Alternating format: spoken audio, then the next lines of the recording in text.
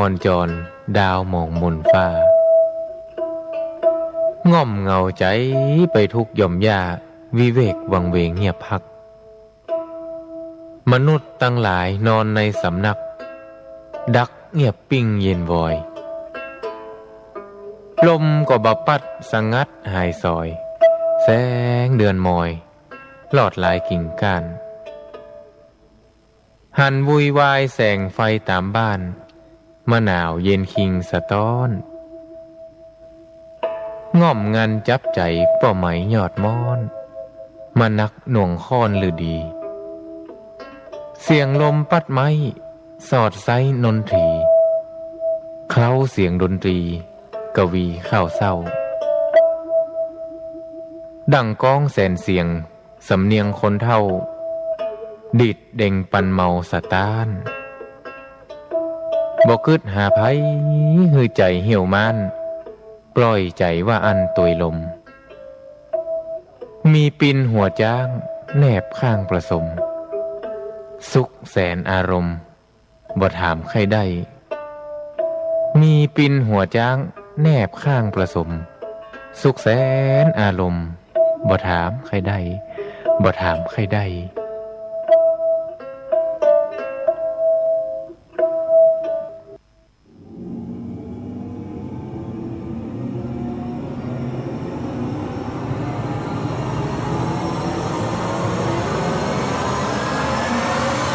เดอะเฮียน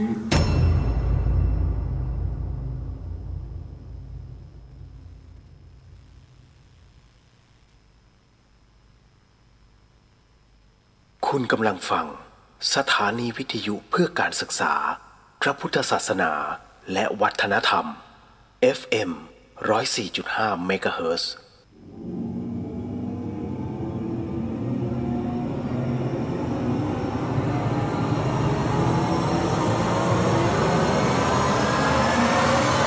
เดอะเฮียน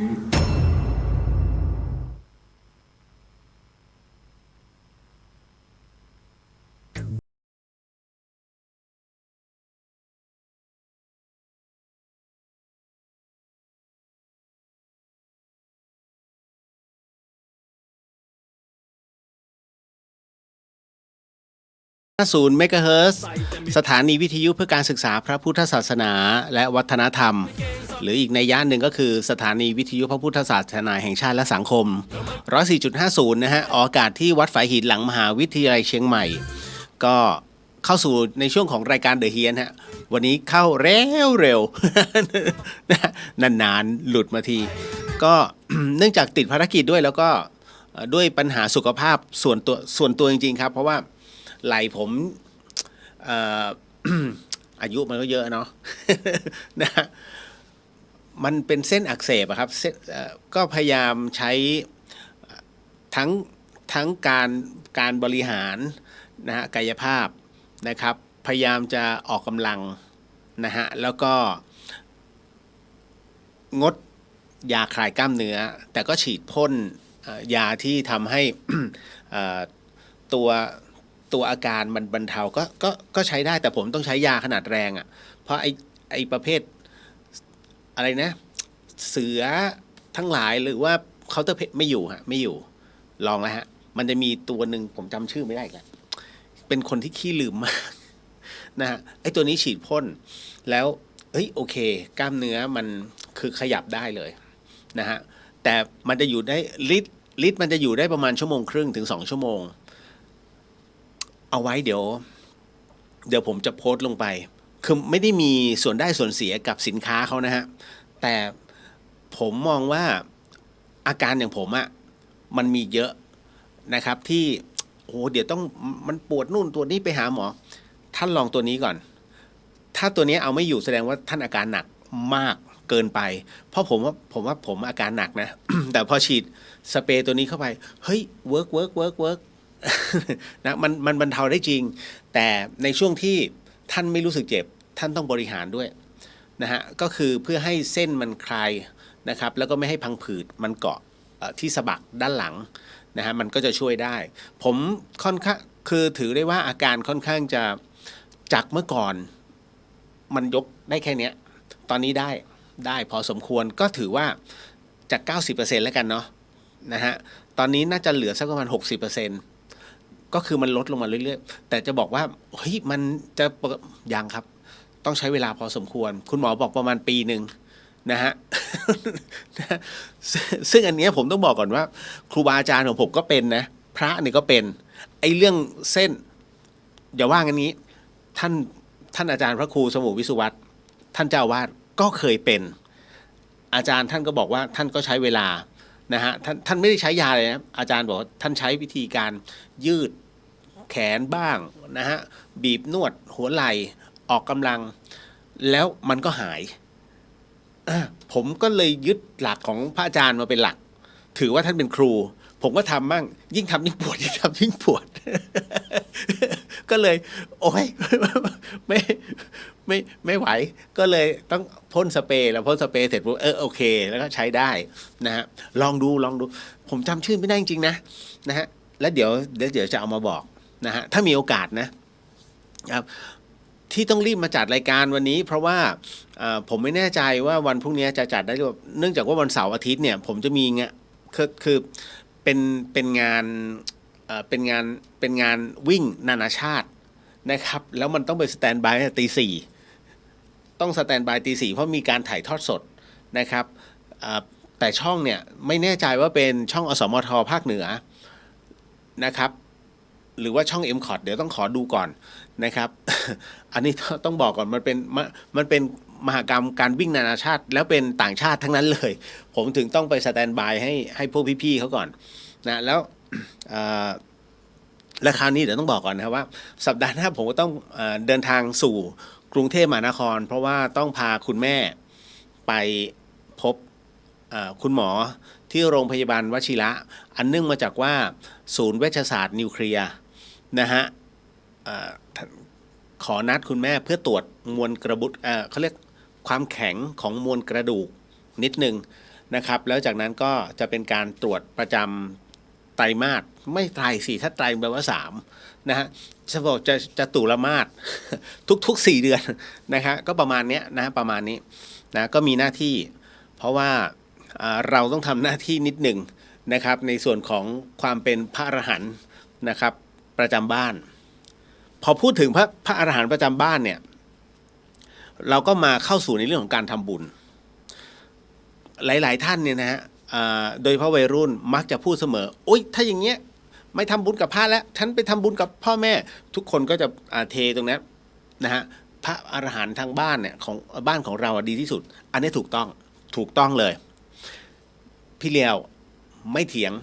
แต่คราวนี้มันยังมีอยู่ว่าอันที่1คือก็เถียงกันนะระหว่างท่านอาจารย์ด็อกเตอร์คนหนึ่งนะฮะซึ่งก็เป็นรุ่นน้องพี่เลี้ยวนี่แหละก็คุยกันนะฮะเจอกันโดยบังเอิญนะฮะเพราะเขารู้ว่าพี่เลี้ยวทำงานให้กับวัดต่างๆแต่คราวนี้พอคือเป็นศิลปากรด้วยกันแล้วพอมาเจอเนี่ยก็มานั่งคุยกันนะครับน้องก็บอกเนี่ยพี่ ผมว่าทำบุญเนี่ยทำกับพ่อแม่เพราะอะไรดีไม่เถียงถูกต้องนะฮะไม่มีใครเถียงเราก็จะเรียกแกฉันนะจริงๆมันหนักกว่านี้ นะบอกไม่มีใครเถียงแกฟังให้ดีมีญาติธรรมคนหนึ่ง นะฮะเขาบอกว่าเขาเลิกส่งให้พ่อเอาทำไมพ่อเอาเงินไปกินเหล้าพอไปกินเหล้าก็ไปมีเรื่องพอไปมีเรื่องพ่อก็เจ็บตัวพอเจ็บตัวเสร็จปุ๊บไม่มีเงินฉันก็ต้องออกให้พ่อนี่แหละก็ทำหน้าที่ ลูกไงกตัญญูบอกนะเราก็บอกตัวนี้และอีกอันหนึ่งก็คือว่าเอาเงินให้พ่อกับแม่ถูกต้องไม่มีใครว่าเลยมันเป็นเรื่องที่ดีแต่ปรากฏว่าพ่อแม่เป็นหนี้เอาเงินตรงนี้ไปใช้พอใช้เสร็จปุ๊บเนี่ยบางทีเงินเหลือไอ้คนข้างบ้านไม่มีมาขอยืมพอไม่ให้ยืมก็ด่าว่างกนี่นู่นนั่นพยายามหาเรื่องมีแต่เรื่องเข้ามาเพราะฉะนั้นเนี่ยการทำบุญมันมี2 ด้านทั้งหมดทั้งมวลฮะอันนี้นะฮะไม่ใช่ว่าไม่ดีมันเป็นเรื่องที่ดีแต่คิด2 แง่นะฮะว่านำภัยไปให้เขาหรือเปล่าหรือถ้ามีไว้ก็ดีไม่มีปัญหา นะฮะเพียงแต่ว่าเขาจะนำไปกินเหล้าหรือเปล่านะหรือเอาไปซื้ออะไรต่างๆหรือเปล่าแค่นั้นเองเพราะฉะนั้นเนี่ยคำว่าพระอรหันต์หมายถึงว่าถ้าครอบครัวไหนมีคุณพ่อคุณแม่นะฮะที่ประเสริฐเต็มที่เลยฮะแล้วดูแลท่านให้ดีที่สุดก็เหมือนของพี่เลียวพี่เลียวเป็นอะไรที่สลับกับพี่สาวนะพยายามจะดูแลให้ใกล้ชิดมากที่สุดเพื่อความอบอุ่นนะฮะอย่างน้อยเนี่ยเขาจะได้รับรู้ว่ายามแก่เฒ่าเขายังมีเพื่อนซึ่งเป็นลูกท่านลองคิดดูว่าคุณแม่พี่เลียว90แล้วนะท่านคิดว่าเขาจะมีเพื่อนไหมอายุ90นะฮะเขาอาจจะเป็นคนสุดท้ายของรุ่นหรือเต็มที่เหลือ2คนต่างคนต่างฟั่นเฟือนอันแน่นอนที่สุดนะหนึ่งในนั้นมียังจะเป็นเพื่อนคุณแม่คืออาจารย์จารุบุญสวนที่เป็นศิลปินอยู่ลำพูนนะฮะอันนั้นศิษย์อาจารย์ศิลป์พีระศรีเหมือนกันอันนั้นน่ะเพื่อนเขาแต่อาจารย์จรูนท่านก็เป็นอัลไซเมอร์นะฮะแล้วก็การได้ยินเนี่ยโสตประสาทในการได้ยินท่านก็ไม่ค่อยจะได้ยินเท่าไหร่ส่วนคุณแม่ไม่ต้องพูดถึงนะฮะถามหิวข้าวไหมง่วงนอน เขาจะประมาณนี้นะฮะก็มันเป็นไปตามวัยเป็นไปตามสังขารเพราะฉะนั้นในเรื่องของการทำบุญทำได้นะฮะกับคุณพ่อคุณแม่มันเป็นเรื่องที่ดีแต่ให้พิจารณาดีๆแค่นั้นเองนะฮะอย่าตกเขาเรียกว่าอย่าหาเรื่องให้เขาจนเกินไปอย่างเช่นให้พ่อให้แม่เก็บไว้สมมุตินะแต่บังเอิญมีหลานสมมติไม่รู้ว่าลูกน้องชายหรือลูกพี่ชายสมมตินะอยู่กับพ่อกับแม่พอเห็นว่ามีเอาละล้วงกระเป๋านี่นู่นนั่นมันมีหมดฮะทั้งหมดทั้งมวลเพราะฉะนั้นเนี่ยก็จงพิจารณาว่าจะบริหารอย่างไรให้กับเขาเพื่อความสบายใจของเขาง่ายที่สุดแค่นั้นนะฮะให้วางแผนชีวิตเดี๋ยววันนี้ยังคงมีเรื่องราวพูดคุยกันพอสมควรก็ต้องบอกก่อนนะว่าคือผมจริงๆวันนี้ถามว่าว่างไหมก็ไม่ได้ว่างเท่าไหร่เหตุเพราะว่ามันมีเรื่องราวที่จะต้องทำพอสมควรก็คือเมื่อช่วงหัวค่ำขออภัยเมื่อช่วงสักประมาณ4 โมงผมได้รับข่าวร้ายอันหนึ่งก็คือว่ามีหนึ่งในศรัทธาของวัดฝายหินนะคือน้องเนี่ยเขาเป็นศรัทธาจากที่อื่นนะฮะแล้วก็ในเมื่อครั้งปีที่แล้วก็เอาพวกอะไรล่ะเลี้ยงภัตตาหารเพลพระวัดฝายหินตอนที่ผมยังบวชอยู่นะเลี้ยงภัตตาหารเพลแล้วก็รวมไปถึงในส่วนของปัจจัยที่ระดมซื้อเต็นท์กรรมฐานนะฮะแล้วก็อาสนะในการสวดมนต์ของพระวัดฝายหินบังเอิญว่าน้องเขาเพิ่งจะเสียชีวิตเมื่อช่วงบ่ายสักประมาณ2 โมงเช้าหรือบ่าย 2ของวันเนี้ยที่ผ่านมาแล้ว4 โมงเย็นผมเพิ่งได้รับข่าวนะฮะเพราะว่าหัวใจวายก็เลย พูดง่ายๆทำพิธีนะฮะก็คืออาจจะแผ่เมตตาให้น้องเขานิดนึงแต่ว่าผมก็มองว่ามันมีเรื่องของคนที่ใช้ยานทิพย์ในทางที่ผิดแล้วก็มีกัลยาณมิตรถามผมเข้ามาอยู่2-3 ท่านนะฮะก็บอกว่าเอาอย่างนี้แล้วกันสิ่งที่ท่านถามเนี่ยมันจะเป็นประโยชน์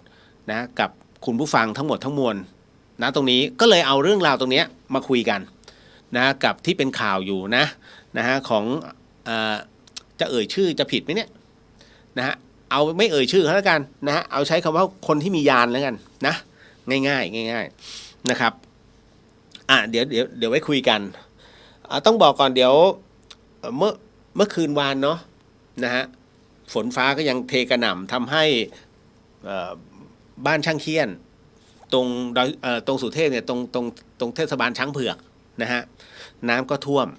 ที่มันท่วมเพราะว่าน้ำมันล้นน้ำที่มาจากดอยสุเทพเนี่ยฮะมันล้นเข้ามาแล้วก็มันมาสมทบตรงเขาเรียกว่าลำรางลำเหมืองนะฮะในมช.แล้วก็ล้นเข้าไปตรงอ่างแก้วก็เลยต้องปล่อยน้ำนะฮะปล่อยน้ำทางประตูน้ำมันก็เลยลงมามันก็เลยต้องเทเพราะมันเกินระดับในการรับน้ำมันลงมาหนักมากนะฮะฝนกระหน่ำสุดๆนะฮะ3 ชั่วโมงเต็ม หนักนะฮะ ก็เลยทำให้เกิดเรียกเกิดเหตุพอสมควรแต่ยังไม่ได้รับรายงานว่ามีเสียหายมากน้อยแค่ไหนแต่ว่าหากมีตรงไหนที่ได้รับความเสียหายนะฮะท่านสามารถแจ้งทางเทศบาลของท่านได้เทศบาลเมืองช้างเผือกได้นะครับได้นะฮะแล้วก็เดี๋ยวทางเขาจะส่งเจ้าหน้าที่มาดูความเสียหายนะก็อาจจะมีการช่วยเหลือมั้งนะฮะถ้าผมอันนี้ไม่มั่นใจแต่เหมือนว่าเขาจะมีทุกเทศบาลน่ะทั่วประเทศไทยเนี่ยเขาจะมีอะไรนะทุนในการซ่อมสร้างจะมีนะฮะจะมีแต่เราไม่รู้ใช่ไหมนั่นแหละ ลองไปดูก่อนเพราะว่าน้องผมมาทำโครงการตรงนี้อยู่แต่ว่ามันอยู่ที่ลีแล้วบอกพี่อันนี้มันมีทั่วประเทศแต่ว่าชาวบ้านไม่รู้เรื่องก็ลองดูก่อนนะฮะ มาถึงอีกอันนึงอันนี้ต้องบอกก่อน ไม่รู้เป็นข่าวดีหรือข่าวร้ายคือท่านใดที่มาเชียงใหม่หรือว่าเป็นคนเชียงใหม่แล้วเป็นคนที่ชอบออกกำลังกายชอบเดินนะฮะเรียกว่าตั้งแต่วัดฝายหินขึ้นไปจนถึงผาลาดและจากผาลาดขึ้นดอยสุเทพนะเขาเรียกเป็นเส้นทางเดินเทรลอันดับหนึ่งนะฮะก็ตอนนี้เดินได้เลยแต่ต้นตุลาคมเขาจะมีการเก็บตังค์ เหนื่อยใจนะฮะอุทยานจะเก็บตังค์นะฮะคนไทย20 บาทต่างชาติ100ถ้าเป็นผมนะผมไม่เห็นด้วยสำหรับพี่เลียวนะ คืออันเนี้ยก็เข้าใจทางเจ้าหน้าที่เพราะว่าเขาได้เอาปัจจัยส่วนเนี้ยนะฮะเอาไว้ไปเหมือนกับไปดูแลนะฮะในส่วนของผืนป่าแต่เอาจริงนะสำหรับผมไม่เห็นด้วยตรงที่อันที่หนึ่งเส้นทางนี้มันเป็นเส้นทางโบราณมันเป็นเส้นทางโบราณที่ชาวบ้านเนี่ยใช้เดินสู่ดอยสุเทพอยู่แล้วเพียงแค่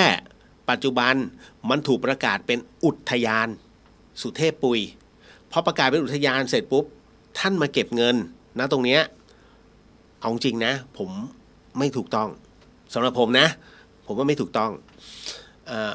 อันที่หนึ่งมันเป็นเส้นทางโบราณที่เขาใช้กันมาเนิ่นนานอันที่สองนะฮะต้องบอกว่า ส่วนหนึ่งเป็นของวัดผาลาดที่ป่าไม้ให้ดูแลนะฮะอันที่สามนะฮะคือมันเป็นเส้นสุขภาพอ่ะท่านหลับตานะฮะแล้วลองดูนะฮะท่านเดินเฮ้ยเดี๋ยวเราไปออกกำลังกันดีกว่าตายแล้วว่าเขาเก็บตังค์ด้วย20 บาทท่านอยากเดินไหม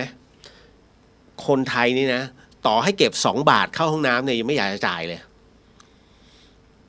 เอาจริงแต่ทั้งนี้ทั้งนั้นเนี่ยทางอุทยานก็แจ้งมาว่าไอ้ตั๋วที่เราเสียเนี่ย20 บาทนะฮะในการเดินขึ้นดอยสุเทพผ่านทางขึ้นของวัดฝายหินขึ้นไปเนี่ยนะฮะจนถึงวัดผาลาดแล้วก็สู่ดอยสุเทพท่านเอาหางบัตรเนี่ยนะฮะเอาไปน้ำตกแม่เอาน้ำตกแม่สาเอาไปทางตามอุทยานต่างๆน้ำตกตาดฟ้าตาดหมอกได้หมดที่อยู่ในเขตสุเทพปุยได้หมดเลยไม่ต้องเสียแต่ถามนิดนึงคนเขาเดินขึ้นเนี่ยฮะมันเหนื่อยแล้วจะมีใครอยากไปเที่ยวต่อไหมฮะเฮ้ยนี่เรามีหางตั๋วใช้คุ้มไปน้ำตกแม่สากันดีกว่าจากนี่ไปน้ำตกแม่สา30 โลเนี่ย เห็นไหมเอาง่ายๆพี่เจ้าหน้าที่ขอพี่สัก5 คนอ่ะพี่ขึ้น5 วันผมออกให้เลยแล้วท่านไปเที่ยวต่อท่านจะไปไหมเอาง่ายๆเลยท่านยังขี้เกียจเลยเพราะจากเนี้ยเดินทางขึ้นไปเนี่ยนะฮะมัน3 ชั่วโมงมันหมดแรงแล้วเฮ้ยเรามาออกกำลังกายอ่ะเราไม่ได้มาเที่ยวนะฮะเพราะฉะนั้นเนี่ยหลักการเนี้ยตกเอาจริงนะถ้าเป็นหลักการตรงเนี้ยเพราะฉะนั้นผ่านการคิดจากตรงไหนผมไม่รู้นะฮะแต่ว่ารู้ว่าถ้าตอนนี้เขาเก็บเงินก็พร้อมจะเสียไหมแล้วยิ่งเขายิ่งแอนตี้อยู่คนไทยราคาหนึ่งต่างชาติราคาหนึ่งนะฮะแต่ท่านไม่สนใจไม่ใช่นะฮะมันเมืองท่องเที่ยวท่านจะคิดว่าแผ่นดินเนี่ยเดินตรงไหนต้องเสียเงินเนี่ยไม่ได้ท่านต้องคิดดีๆนะอันเนี้ยสำหรับผมนะผมว่าเกิดผลกระทบแน่ๆ100%นะฮะ เพราะฉะนั้นเนี่ยมันเป็นเส้นทางโบราณอยู่แล้วนะแล้วคราวนี้ถ้ามีอะไรเกิดขึ้นมานะแล้วท่านรับตรงนี้ไปเนี่ยหากมันมีไอ้นู่นนี่เกิดโอ้โหคราวนี้รับผิดชอบกันไม่ไหวนะฮะอันนี้แจ้งไว้ก่อนว่าเขาจะเก็บเงินนะ20 บาทคนไทยแล้วก็ต่างชาติ100 บาทนะฮะเส้นทางเดินนะฮะของตั้งแต่เขาเรียกช่อง7เก่าอ่ะก็คือผ่านวัดสายหินไปแล้วกันไปจนถึงวัดผาลาดแล้วจากผาลาดก็ต่อไปดอยสุเทพนะฮะเข้าใจเพราะวันหนึ่งเนี่ยคนที่เดินผ่านตัวเนี้ยคุณเป็นร้อยนะผมใช้คำว่าเป็นร้อยยิ่งเสาร์อาทิตย์ผมมองว่าเกือบ1,000 คนไม่ได้พูดพี่เรียวไม่ได้พูดเล่นนะเป็น1,000 คนจริงๆนะแล้วก็มาใช้ห้องน้ำที่วัดฝายหินซึ่งเราไม่ได้เก็บตังค์บอกเลยฮะอะไรที่เป็นสาธารณประโยชน์ของวัดฝายหินเนี่ยไม่เคยคิดเงินกับศรัทธาสาธุชนแล้วก็ต่างศาสนาไม่เคยก็มาใช้เพราะถือว่าห้องน้ำเนี่ยปลดทุกข์ผมถึงได้บอกใครที่ร่วมบุญกับผมอะที่สร้างห้องน้ำคุณได้บุญทุกครั้งที่คนเขามาเข้า มันคือห้องปลดทุกข์แล้วคุณกำลังกินหัวคิวบุญนี่100%เห็นไหมบอกแล้วทำบุญเนี่ยมันต้องมีประโยชน์ เพราะว่ากว่าจะเรียกบุญกว่าจะทำแต่คิดก่อนอันไหนที่โยมก็ได้บุญเยอะ ไม่มาทำไอ้นู่นเดี๋ยวค่อยมาคุยเรื่องของที่เขาทองสร้างเจดีย์อะไรพวกเนี้ยนะเดี๋ยวไม่ค่อยว่ากันเพราะฉะนั้นในเรื่องของแจ้งแล้วนะเส้นทางเดินนะเข้าป่านะของเชียงใหม่เป็นเส้นเทรลอันดับ1นะเดี๋ยวอีกหน่อยเขาจะไปเดินกันสวนสุขภาพกันไม่คิดเงินไงอบจเนี่ยสวยๆนะฮะถึงตัวนั้นแหละท่านก็เตรียมรับเพรสเชอร์จากชาวบ้าน นะเอาต่อมาเมื่อวานนี้ก็เป็นคอนเสิร์ตครบรอบนะฮะของการจากไปศิลปินภาคเหนือนะฮะเรียกว่าเป็นศิลปินอันทรงคุณค่าคือจรัญมโนเพชรนะฮะ ก็จัดกันที่อะไรเขาเรียกลานดินเนาะหลังวัดลำเปิงนะครับก็มีศิลปินเมืองเหนือนะฮะรุ่นใหม่รุ่นเก่ามาร่วมกันมากมายนะครับคือผมก็ไม่ค่อยจะรู้จักหรอก เราก็ไปแค่เขาไปช่วยให้สวิตชิ่งเนาะในเรื่องของการกำกับภาพนะฮะซึ่งออนแอร์ออกอากาศผ่านเพจอสมทเชียงใหม่นะฮะอสมทภาคเหนือแล้วก็เว็บของ CM108 นะฮะเมื่อวานนี้ก็เริ่มตั้งแต่1 ทุ่มนะฮะ1 ทุ่มไปจนถึง4 ทุ่มครึ่งตอนแรกบอกผมแค่3 ทุ่มพอดีรอศิลปินเขาสลับสับเปลี่ยนเพราะอบจเนี่ยเขาจัดด้วยนะฮะคือศิลปินก็จะไปตรงนู้นคืออบจเขาจ้างแต่ที่ลานดินเนี่ยมาด้วยใจ เขาต้องไปงานจ้างก่อนแล้วก็มาแต่จรัญเหมือนกันเขาจัดจรัญเหมือนกันแล้วพอคราวนี้คุณผู้ฟังอันนี้ท่านไปหาดูได้แนะนำว่าลองไปดูเว็บของ CM108 นะลองดูมันมีถ่ายทอดลองดูย้อนหลังฮะช่วงหลังช่วงสักประมาณท่านลองดูแล้วกันประมาณ3 ทุ่มจนถึง4 ทุ่มครึ่งแล้วกันผมก็ไม่รู้หรอกว่ามันช่วงไหนเพราะมัวแต่สวิตช์มันเกิดเหตุการณ์บางอย่างเกิดขึ้นฮะ คือทุกศิลปินที่มาเนี่ยร้องเพลงของคุณจรัญมโนเพชรทั้งหมดทั้งมวลคราวนี้มันจะเป็นช่วงท้ายๆเนี่ยในขณะที่เราสวิตช์อยู่ปรากฏว่าภาพที่มันออกเนี่ยนะฮะไอตัวสวิตช์มันไม่ทำงานไอตัวสวิตชิ่งมันไม่ทำงานแล้วภาพที่ปรากฏคือมันไปโฟกัสที่หน้าของคุณจรัญมโนเพชรอยู่ประมาณสัก2 ถึง 3 วินาทีในหลักของนิเทศศาสตร์นะฮะต้องบอกว่าเขาเรียกว่าภาพติดตาเนี่ยเขาเรียกเป็นเฟรมนะเป็นเฟรมนะฮะเฟรมเรทเนี่ยเฟรมภาพที่จะต้องติดตาของคนเราเนี่ยก็คือ23นะ23 ถึง 25 เฟรมต่อวินาทีนั่นคือภาพติดตาของเราแบบมองเงี้ยแป๊บนึงฮึบมันจะจำได้แล้วอันนี้3 วินาทีท่านคิดว่ามันจะใช่ไหมอันแรกเป็นภาพของคุณจรัญมโนเพชร เราก็เฮ้ยมันไม่ทำงานเราก็ชักมือกลับเฮ้ยเกิดอะไรขึ้นแล้วสวิตช์ใหม่ปุ๊บเอ้าก็ไม่เป็นไรนี่หว่าหันไปมองกับน้องซึ่งมาจาก CM108 เช่นกันผมก็ถามเฮ้ยน้องเห็นป่ะเห็นครับพี่ไม่มีกล้องตัวไหนจับเลยนะเพราะว่ากล้องทุกตัวผมจะสั่งการให้จับศิลปินบ้างจับผู้คนบ้างแต่ไม่มีกล้องไหนที่จับภาพของคุณจรัญ มโนเพชรวาบหนึ่งแล้วใกล้จะจบมั้งตึ๊กครั้งที่สองฮะมันไปขึ้นเป็นตัวหนังสือคำว่าจรัญ มโนเพชรเลยขึ้นไปเขาเรียกแบ็กดรอปเนาะซึ่งอยู่บนเวทีด้านบนไม่มีกล้องตัวไหนจับนะฮะต่อให้เป็นกล้องที่ลองช็อตมันต้องเห็นลองไงมันต้องเห็นพื้นที่ทั้งหมดและคนไอ้นี่ไม่ใช่เป็นภาพโค้ชเลยคุณไปหาดูผมเฮ้ยและปรากฏว่าพี่วิทย์พี่คุณทรงวิทย์ซึ่งเป็นผอเอ็มคอร์ดภาคเหนือผมเป็นลูกพี่ลูกน้องกับผมนะภาวิไลผมว่าเฮ้ยพี่มันเป็นยังไงครับตอนแรกแกก็ไม่เชื่อก็เลยให้น้องที่อยู่ CM108 เพย์กลับมานะฮะเป็นตรงนี้จริงๆแล้วบอกเฮ้ยดูดิไม่มีกล้องตัวไหนจับเลยแล้วมันขึ้นเฮ้ยเครื่องมันอาร์คมันต้องมีตรงไหนอาร์คสักอย่างหนึ่งเหรอ เหรอผมสองคนกับน้องก็รู้กันเพราะว่าเฮ้ยเอาละเพราะมันจะจบแล้วก็เทียนประทีปทั้งหลายเนี่ยที่อยู่หน้าแท่นบูชาของภาพของคุณจรัญ มโนเพชรเนี่ยก็เริ่มค่อยๆหลีลงนะฮะถึงตอนนั้นก็รู้แล้วว่าเจ้าของงานมาดู เราก็พูดไปนะฮะณตรงนั้นคือมันเกิดเหตุการณ์2ครั้ง2คราซึ่งถ้าเป็นฝ่ายเทคนิคอย่างหัวหน้าทรงวิทย์เนี่ยเขาก็จะบอกเลยว่าเฮ้ยเครื่องมันอาร์คแต่สำหรับเราไม่ใช่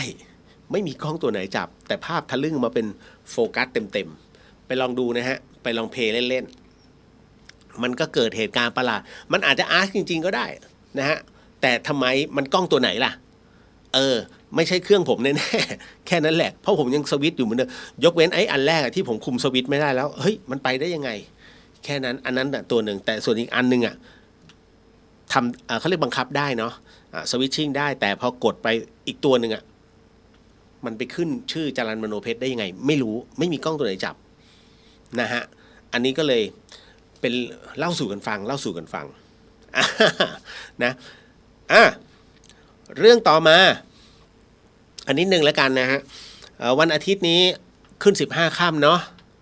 ก็ต้องบอกว่าเดี๋ยวจะหาช่วงเวลาเพราะว่าพระสงฆ์ท่านจะปาติโมกข์นะเพราะขึ้น15ค่ำณวัดฝายหินก็เราจะทำอโหสิกรรมกันน่าจะประมาณ20:00 นฮะผมขอดูก่อนประมาณสัก19:00 นเดี๋ยวก็จะออนแอร์แบบนี้เรียกแขกก่อนแล้ว20:00 นเราจะมาทำอโหสิกรรมในวันนี้เนื่องจากเป็นวันที่พระจันทร์เต็มดวงและพระจันทร์สีเลือดเป็นรู้สึกจะเป็นวันเดียวของปีนี้นะฮะพระจันทร์จะเป็นสีเลือดเลยงงใช่ไหมเฮ้ยอาถรรพ์หรือเปล่าอย่าไปตกเป็นเครื่องมือของใครนะฮะพระจันทร์สีเลือดเฮ้ยความซวยจะเกิดขึ้นไอ้นู่นไอ้นี่จะประเทศจะเป็นอย่างนั้นอย่าไปเชื่อมันคือปรากฏการณ์ธรรมชาติฮะมันคือเขาเรียกว่าเป็นปรากฏการณ์ของจันทรุปราคาเต็มดวงนั่นหมายถึงว่าเงาเขาเรียกอะไรนะตัวโลกมันจะไปบังนะฮะใช่ไหมบังดวงจันทร์ใช่ไหมไม่ใช่สิ เดี๋ยวงงแล้วตายแล้วลุงรู้ผมถูกเขกหัวตายดร.ระวีรู้คุณพ่อของหลวงพี่ภัสกรดร.ระวีผมจะเรียกลุงตุ นะโอ้นี่ถ้าลุงอยู่นี่โดนเขกหัวมันจะเป็นปรากฏการณ์ธรรมชาติแล้วกันเรียกว่าโลกเนี่ยมันจะไปบังนะแสงอาทิตย์ทำให้เกิดเงาบนดวงจันทร์มันต้องใช้คำว่าโลกไปบังดวงอาทิตย์ทำให้เกิดเงาบนดวงจันทร์แล้วแสงจากดวงอาทิตย์ที่มันลอดส่องมาในชั้นบรรยากาศเนี่ยมันจะถูกกรองแสงจาก แสงสีน้ำเงินเนี่ยนะฮะเขาเรียกแล้วมันจะหักเหออกไปเป็นแสงสีแดงเนี่ยที่สะท้อนกลับนะฮะไปยังดวงจันทร์ทำให้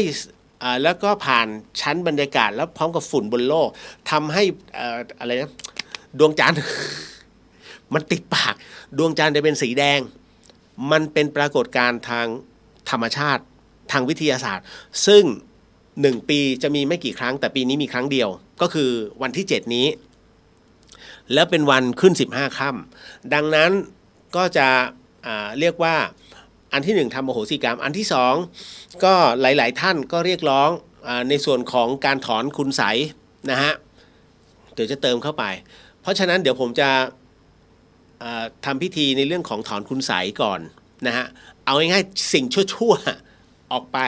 นะฮะไม่รู้หรอกว่าแบบไหนนะเอ้ยมีจริงหรือเปล่าพี่ไม่รู้แต่มันจะทำไหมล่ะฟรี นะแค่นั้นเลยนะฮะมีไม่รู้คาถาใช้ได้ใช้ไม่ได้ไม่รู้แต่เอาไหมนะฮะเดี๋ยวทำให้ก่อนนะฮะแต่ท้ายสุดอโหสิกรรมเนี่ยโอเคนะฮะเพราะฉะนั้นก็จะต่อเนื่องไปเลยระหว่างถอนคุณไสย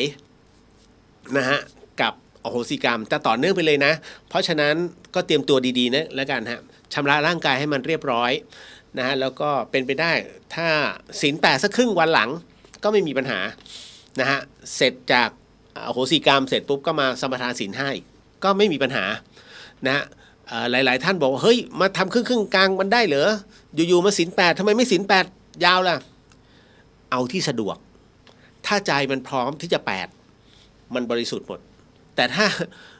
จริงเหรองั้นเอาเฉพาะพิธีไหมพอแล้วเดี๋ยวเสร็จปุ๊บอันนี้เขาเรียกเจ้าเล่ห์มันเขาเรียกกำลังมันไม่เต็มที่เพราะฉะนั้นถือ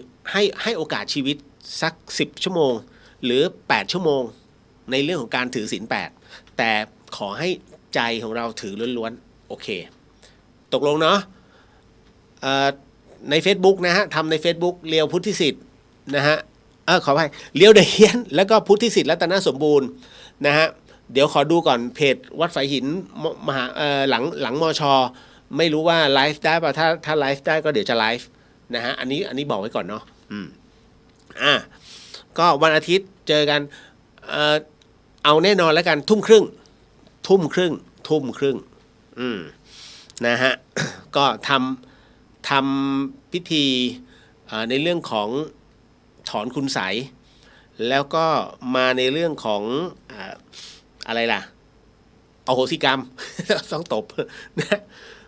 คือสมองมันไปแล้วอะแต่ปากมันไม่ไปไงต้องพอตบปุ๊บอโหสิกรรม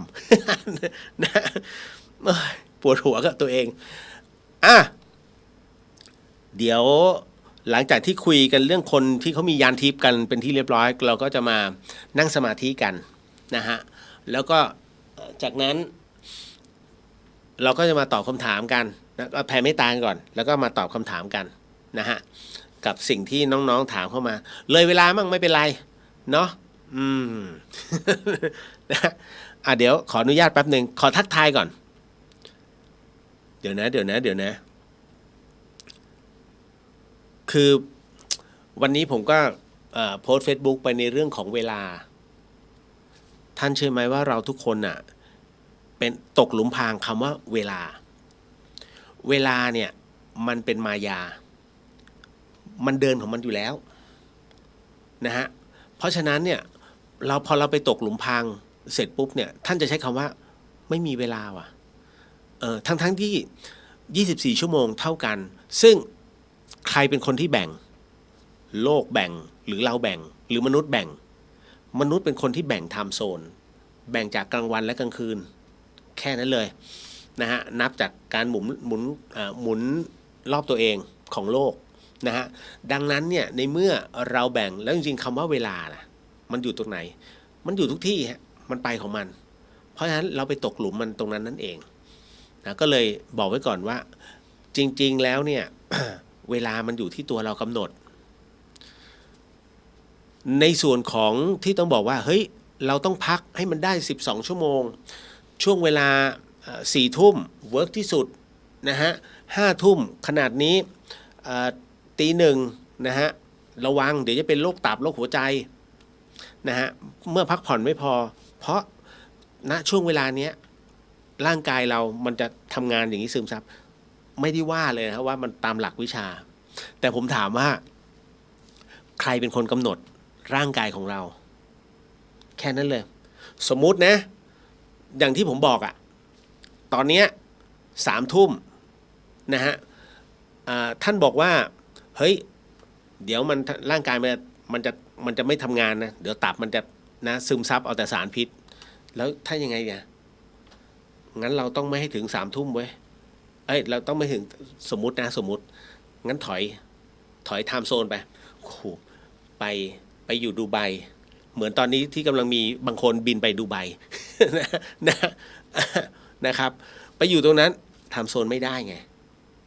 เพราะฉะนั้นตับเราก็ยังทำงานอยู่เห็นไหมจริงมันไม่ใช่มันเป็นตัวเรากำหนดนะฮะท่านจะไปจับเวลาตอนไหนผ่าล่างตอนไหนเนี่ยหัวใจทำงานช่วงเวลานี้ปอดทำงานตอนนี้นะเลือดสูบฉีดตอนนี้ทั้งหมดทั้งมวลร่างกายคนเราไม่เท่ากันฮะแต่อันนั้นคือพื้นฐานของที่เขาบอกเอาไว้คุณหมอบอกเอาไว้ก็แค่นั้นเองนะฮะเพราะฉะนั้นอย่าไปตกหลุมพรางของเวลามาเข้าสู่ในเรื่องของคนที่มียานทิพย์กันดีกว่าเดี๋ยวขออนุญาตทักทายก่อนเนาะคุณเมธศรีสวัสดีครับพี่เลียวสวัสดีฮะนะครับคุณนยนานะคุณสุกัญญาสวัสดีค่ะสวัสดีฮะคุณเบนสวัสดีค่ะสวัสดีฮะนะฮะพี่สุวรรณยาสวัสดีค่ะสวัสดีครับพี่อุทิศสวัสดีค่ะสวัสดีครับ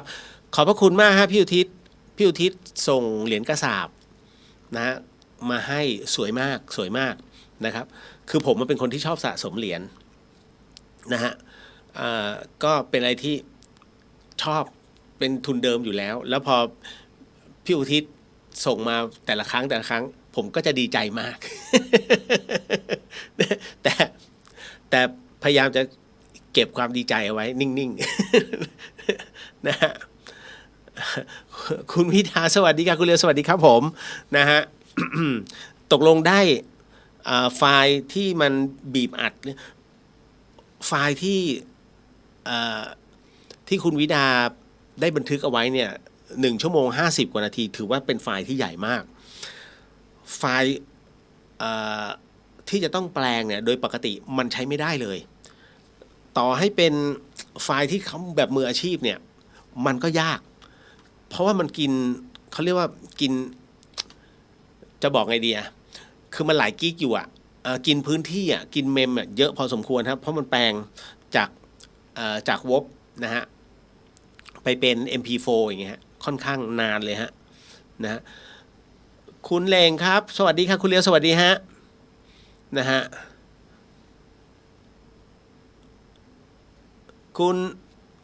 คุณสายสุขสวัสดีจ้าสวัสดีครับผมนะฮะก็มาคุณเฉลิมพลนึกถึงตอนท่านสมัครขึ้นรูปไหว้ในสภาครับ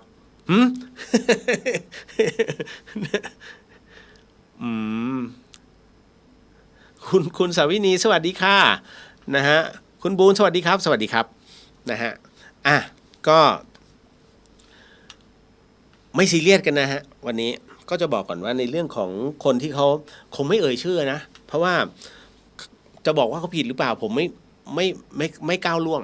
นะฮะแต่ก็จะบอกว่าวันนี้คือจริงๆมันตั้งแต่เมื่อวานใช่ไหมเมื่อวานผมเฉยๆวันนี้ก็มีคนส่งคำถามมาในเรื่องของ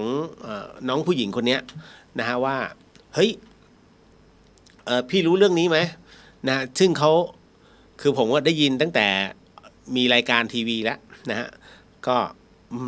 รายการของป๋องมันเราก็รู้อยู่แล้วไง ว่าใครเป็นใครนะฮะ แล้วก็โดยส่วนตัวผมกับไอ้เจ้าริวจิตสัมผัสเนี่ยก็รู้จักกันอยู่แล้วก่อนมันอยู่ในก่อนจะเป็นริวจิตสัมผัสด้วยเราเรียกเขาว่าน้องหลง ทำงานอยู่ในสิทธินีครีเอชั่นด้วยกันนะของคุณหญิงริวเนี่ยเขาเป็นฝ่ายขายนะแต่ว่าน้องเขาเนี่ยน่ารักตรงที่ว่าเขาเป็นคนที่กินเจมาตลอดนะฮะแล้วเขาก็พยายามระลึกว่าตัวเขาคือกวนอูนะฮะภาคหนึ่งของกวนอูเราก็ไม่ได้ว่าอะไรนะเพราะว่ามันเป็นสิทธิ์ของเขานะฮะมันมีอะไรหลายๆอย่างก็ถือว่าเป็นอีกคนหนึ่งที่เราก็สนิทสนมกันนะครับผมเบื้องหลังตลอดไง นะฮะ แต่พอมาเรื่องตรงเนี้ยนะฮะ หลายๆอย่างวันเนี้ยผมได้ดูแวบๆนะของรายการคุณหนุ่มกัญชัยเขานะครับ ก็พอได้เห็นได้ฟังนะในเรื่องของอะไรนะกามหมูใช่ไหมแล้วก็ลงอักขระนะฮะแล้วก็ขายชิ้นละ 3,000 ผมเอามือทาบอกเลยคุณพระช่วยศาสตร์ไหนวะ นะกามหมูแห้งนะคือถ้าย่างเนี่ยจิ้มนะอร่อยเลยนะฮะคือ เอาง่ายๆอย่างผมนะตอนผมทำวิทยานิพนธ์ที่บ้านมงคนที่เป็นพยานให้ผมได้คือผู้ใหญ่ไกรภพสมัยนู้นนะแซ่ย่างไปอยู่ที่บ้านกันเลยนะฮะแล้วคราวนี้ได้ร่วมโต๊ะนะฮะซึ่งเป็นโต๊ะงานเลี้ยงของคนม้งท่านอย่าไปเรียกแมวนะเป็นคำหยาบนะฮะไม่ได้นะฮะชาวม้งนะฮะคนม้งดอยปุยแล้วคราวนี้ผมก็สงสัยไงว่าเฮ้ยผู้ใหญ่เรียกว่าพ่อหลวงเฮ้ยพ่อหลวงทำไมตรงเนี้ยเราจึงนั่งเฉพาะผู้ชายพ่อหลวงแกก็บอกว่าอ๋อผู้หญิงเข้ามาไม่ได้ทำไมเข้ามาไม่ได้เราจะแบ่งกันนะผู้หญิงเขาก็จะทำกับข้าวแต่ว่าพอกับข้าวเสร็จปุ๊บเขาจะมาเสิร์ฟผู้หญิงเนี่ยห้ามเข้ามาในเขตเขาจะมีเขาเรียกเป็นกระดูกผมไม่รู้ว่ากระดูกเชิงกรานหรือกระดูกตรงไหนส่วนไหนของหมูเขาแขวนอยู่อันนั้นเขาเรียกเป็นเขตรับรู้แค่ตรงนั้นฮะแต่ของขลังที่ทำมาจากค้างหมูไม่เคย เอาจริงพริกตำราไหนก็ไม่มีนะคืออยากทำเองก็ทำได้ไงเอาไอ้นู่นไอ้นี่มาผมเอาอึ่งมาเขียนอักขระลงนะโมไปอ่ะสมมุตินะผมเขียนที่ท้องอึ่งเนี่ย5,000เอาว่า5,000มันไม่ใช่อยากทำอะไรอยากทำขายเขาเรียกขายเครดิตคนท่านต้องเข้าใจก่อนนะฮะ คือท่านต้องเข้าใจคำว่ายานคนที่เขาได้เรื่องยานเรื่องฌานมาเนี่ยมันต้องปฏิบัติฝึกฝนถามว่ามีไหมที่ติดมาแต่เกิดมีแต่ไม่ใช่ฌานเขาเรียกว่าบุพเพนิวาสาพวกนี้จะมีเรื่องราวความเป็นทิพย์เกิดขึ้นแต่มันน้อยคนผมเชื่อมั่นว่าคนเนี้ยเขาก็อาจจะเป็นหนึ่งในนั้นถามว่ามียานทิพย์จริงหรือเปล่าสำหรับผมนะไม่ค่อยดูน้องเขานะฮะแต่เท่าที่หลายๆคนพูดผมว่าไม่ใช่แต่ถามว่าแล้วถ้าใช่ล่ะใช่ก็ไม่แปลกสำหรับคนที่เขามียานนะนั่นหมายถึงว่าเขาอาจจะมีเขาเรียกของเดิมติดตัวมาของเดิมติดตัวมาเป็นยังไงอย่างนี้อย่างที่ผมบอกว่าเฮ้ยไอ้ที่มามีบุพเพนิวาสาหมายถึงระลึกได้แต่พอมาถึงที่ปุ๊บมันเขาเรียกมันมีจุดหนึ่งซึ่งเขาเรียกว่าโชคชะตามันมาบรรจบให้ได้ปฏิบัติธรรมพอได้ปฏิบัติธรรมเขาเรียกไม่จำเป็นต้องแก่หรือหนุ่มเด็กก็สามารถได้พอมันคลิกเพะเขาเรียกของใหม่ของเก่ามันจะเชื่อมกันทำให้การเจริญนะฮะในเรื่องของวิปัสสนานะฮะในเรื่องของปัญญาญาณเนี่ยมันก้าวหน้ามันก็สามารถระลึกได้รับรู้ได้เช่นญาณวิเศษอันนี้คือถามว่ามีจริงไหมมีจริงนะฮะแต่องค์พระสัมมาสัมพุทธเจ้าท่านกำชับพระภิกษุเสมอว่าเรื่องของการอวดอุตริในเรื่องคุณวิเศษห้ามเด็ดขาดเพราะครั้งหนึ่งที่องค์พระสัมมาสัมพุทธเจ้านั้นนะทรงออกบิณฑบาตนะในหมู่บ้านปรากฏว่าชาวบ้านไม่มีคนไหนใส่บาตรพระพุทธเจ้าเลยนะฮะโมไปใส่บาตรกับพวกโยคีซึ่งแสดงในเรื่องของอิทธิปาฏิหาริย์ทั้งนั้นแต่เป็นอิทธิปาฏิหาริย์แบบหลอกๆซึ่งชาวบ้านก็รู้สึกศรัทธาจนกระทั่งองค์พระสัมมาสัมพุทธเจ้าท่านก็ไม่ได้ว่าอะไรท่านก็แล้วแต่ว่าบุญวาสนาใครอยากจะใส่บาตรท่านก็ถือว่ามีบุญแต่ลูกศิษย์ท่านหาใช่อย่างนั้นน้อย ปรากฏว่าลูกศิษย์ท่านนั้นเนี่ยรู้สึกว่าจะไม่ชอบในส่วนของการที่โยคีทั้งหลายเนี่ยไปแสดงคุณวิเศษอันปลอมๆท่านก็เลยแสดงคุณวิเศษบ้าง โดยการที่โยนบาตรขึ้นไปแล้วก็เหาะขึ้นไปรับบาตรนะนั้นลงมาบางที่ก็บอกว่าเอาบาตรผูกกับไม้ไผ่นะกิ่งไผ่แล้วพอมันดีดขึ้นมานะพระสงฆ์รูปนี้ก็เรียกว่าเหาะขึ้นไปแล้วก็เอาบาตรนั้นลงมาทำให้ประชานะชาวบ้านทั้งหมดทั้งมวลนะเลื่อมใสทันทีโอ้อันนี้คือปาฏิหาริย์ที่เกิดขึ้นก็รวบลงช่วยกันแล้วก็ใส่บาตรและพอเห็นองค์พระสัมมาสัมพุทธเจ้าก็ตื่นเต้นโหนี่ลูกศิษย์ขนาดนี้แล้วอาจารย์จะขนาดไหนก็เลยมาพากันมาใส่นะตรงนี้พระพุทธเจ้าก็เลยพอรับรู้เรื่องราวทั้งหมดจึงตรัสไปบอกว่า ห้ามใช้เด็ดขาดในเรื่องของคุณวิเศษเพราะฉะนั้นมันจะกลายเป็นว่าญาติโยมเนี่ยจะติดในเรื่องของความวิเศษมากกว่าธรรมเห็นไหมอันนี้ท่านจึงห้ามถ้าในเรื่องของอุตริมนุสธรรมหมายถึงว่าธรรมที่เกินมนุษย์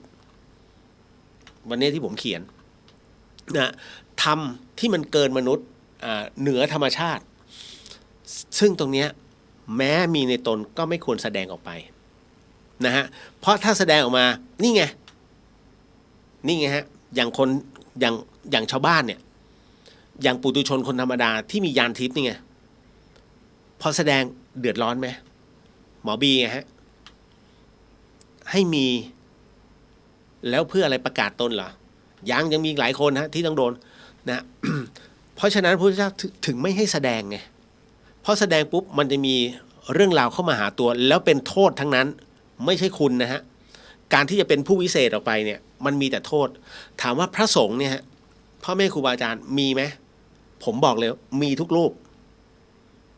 ที่ท่านเห็นเนี่ยจะพระป่าพระบ้านบางรูปมีแต่ท่านห้ามอวดไม่ได้ท่านสังเกตไหมเวลาไปถึงปุ๊บผมเนี่ยเอาง่ายๆอย่าว่าผมนะสาธุ ขอเข้ามาครับพ่อแม่ครูบาอาจารย์พระอาจารย์ผม ที่พระอาจารย์โสธรเนาะที่วัดเขากะโหลกคณะต้นบุญธรรมสถานเนี่ยเข้าไปกราบท่านทุกคนเข้าไปที่อุโบสถเตรียมจะถวายสังฆทานดินน้ำไฟลมท่านก็บอกเดินก็ให้มันธรรมะทแมงอย่าแบ่งก๊กแบ่งเหล่ามาทะเลาะกันนะอย่าไปเครียดมาทำบุญมันต้องเฮฮาปาร์ตี้ทุกคนอึ้งฮะท่านเชื่อไหมก่อนหน้านั้นที่จะมาถึงเขากะโหลกเนี่ยระหว่างทางทะเลาะกันบนรถเลยนะฮะคืออันเนี้ยท่านเตือนในกลุ่มเล็กๆเห็นไหมท่านไม่ได้ไปประกาศท่านแสดงเห็นว่าเนี่ยแบบเนี้ยเพราะฉะนั้นอิทธิทั้งหลายเนี่ยฤทธิทั้งหลายของพ่อแม่ครูบาอาจารย์เนี่ยเกิดขึ้นแค่กลุ่มเล็กๆแต่เอามาบอกกล่าวกันอย่างพระอาจารย์เปลี่ยนสาธุครับพระเดชพระคุณฮะขออโหสินะฮะอย่างพระอาจารย์เปลี่ยนนะฮะผมกับพระอาจารย์ภาสกรเนี่ยพา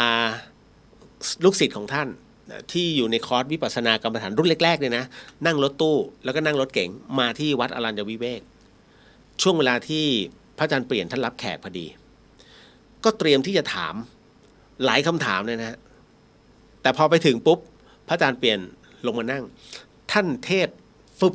จบไม่มีคำถามหลวงพี่ภัสกรผมว่าหลวงพี่จะถามอะไรถามเลยละท่านตอบกูหมดแล้ว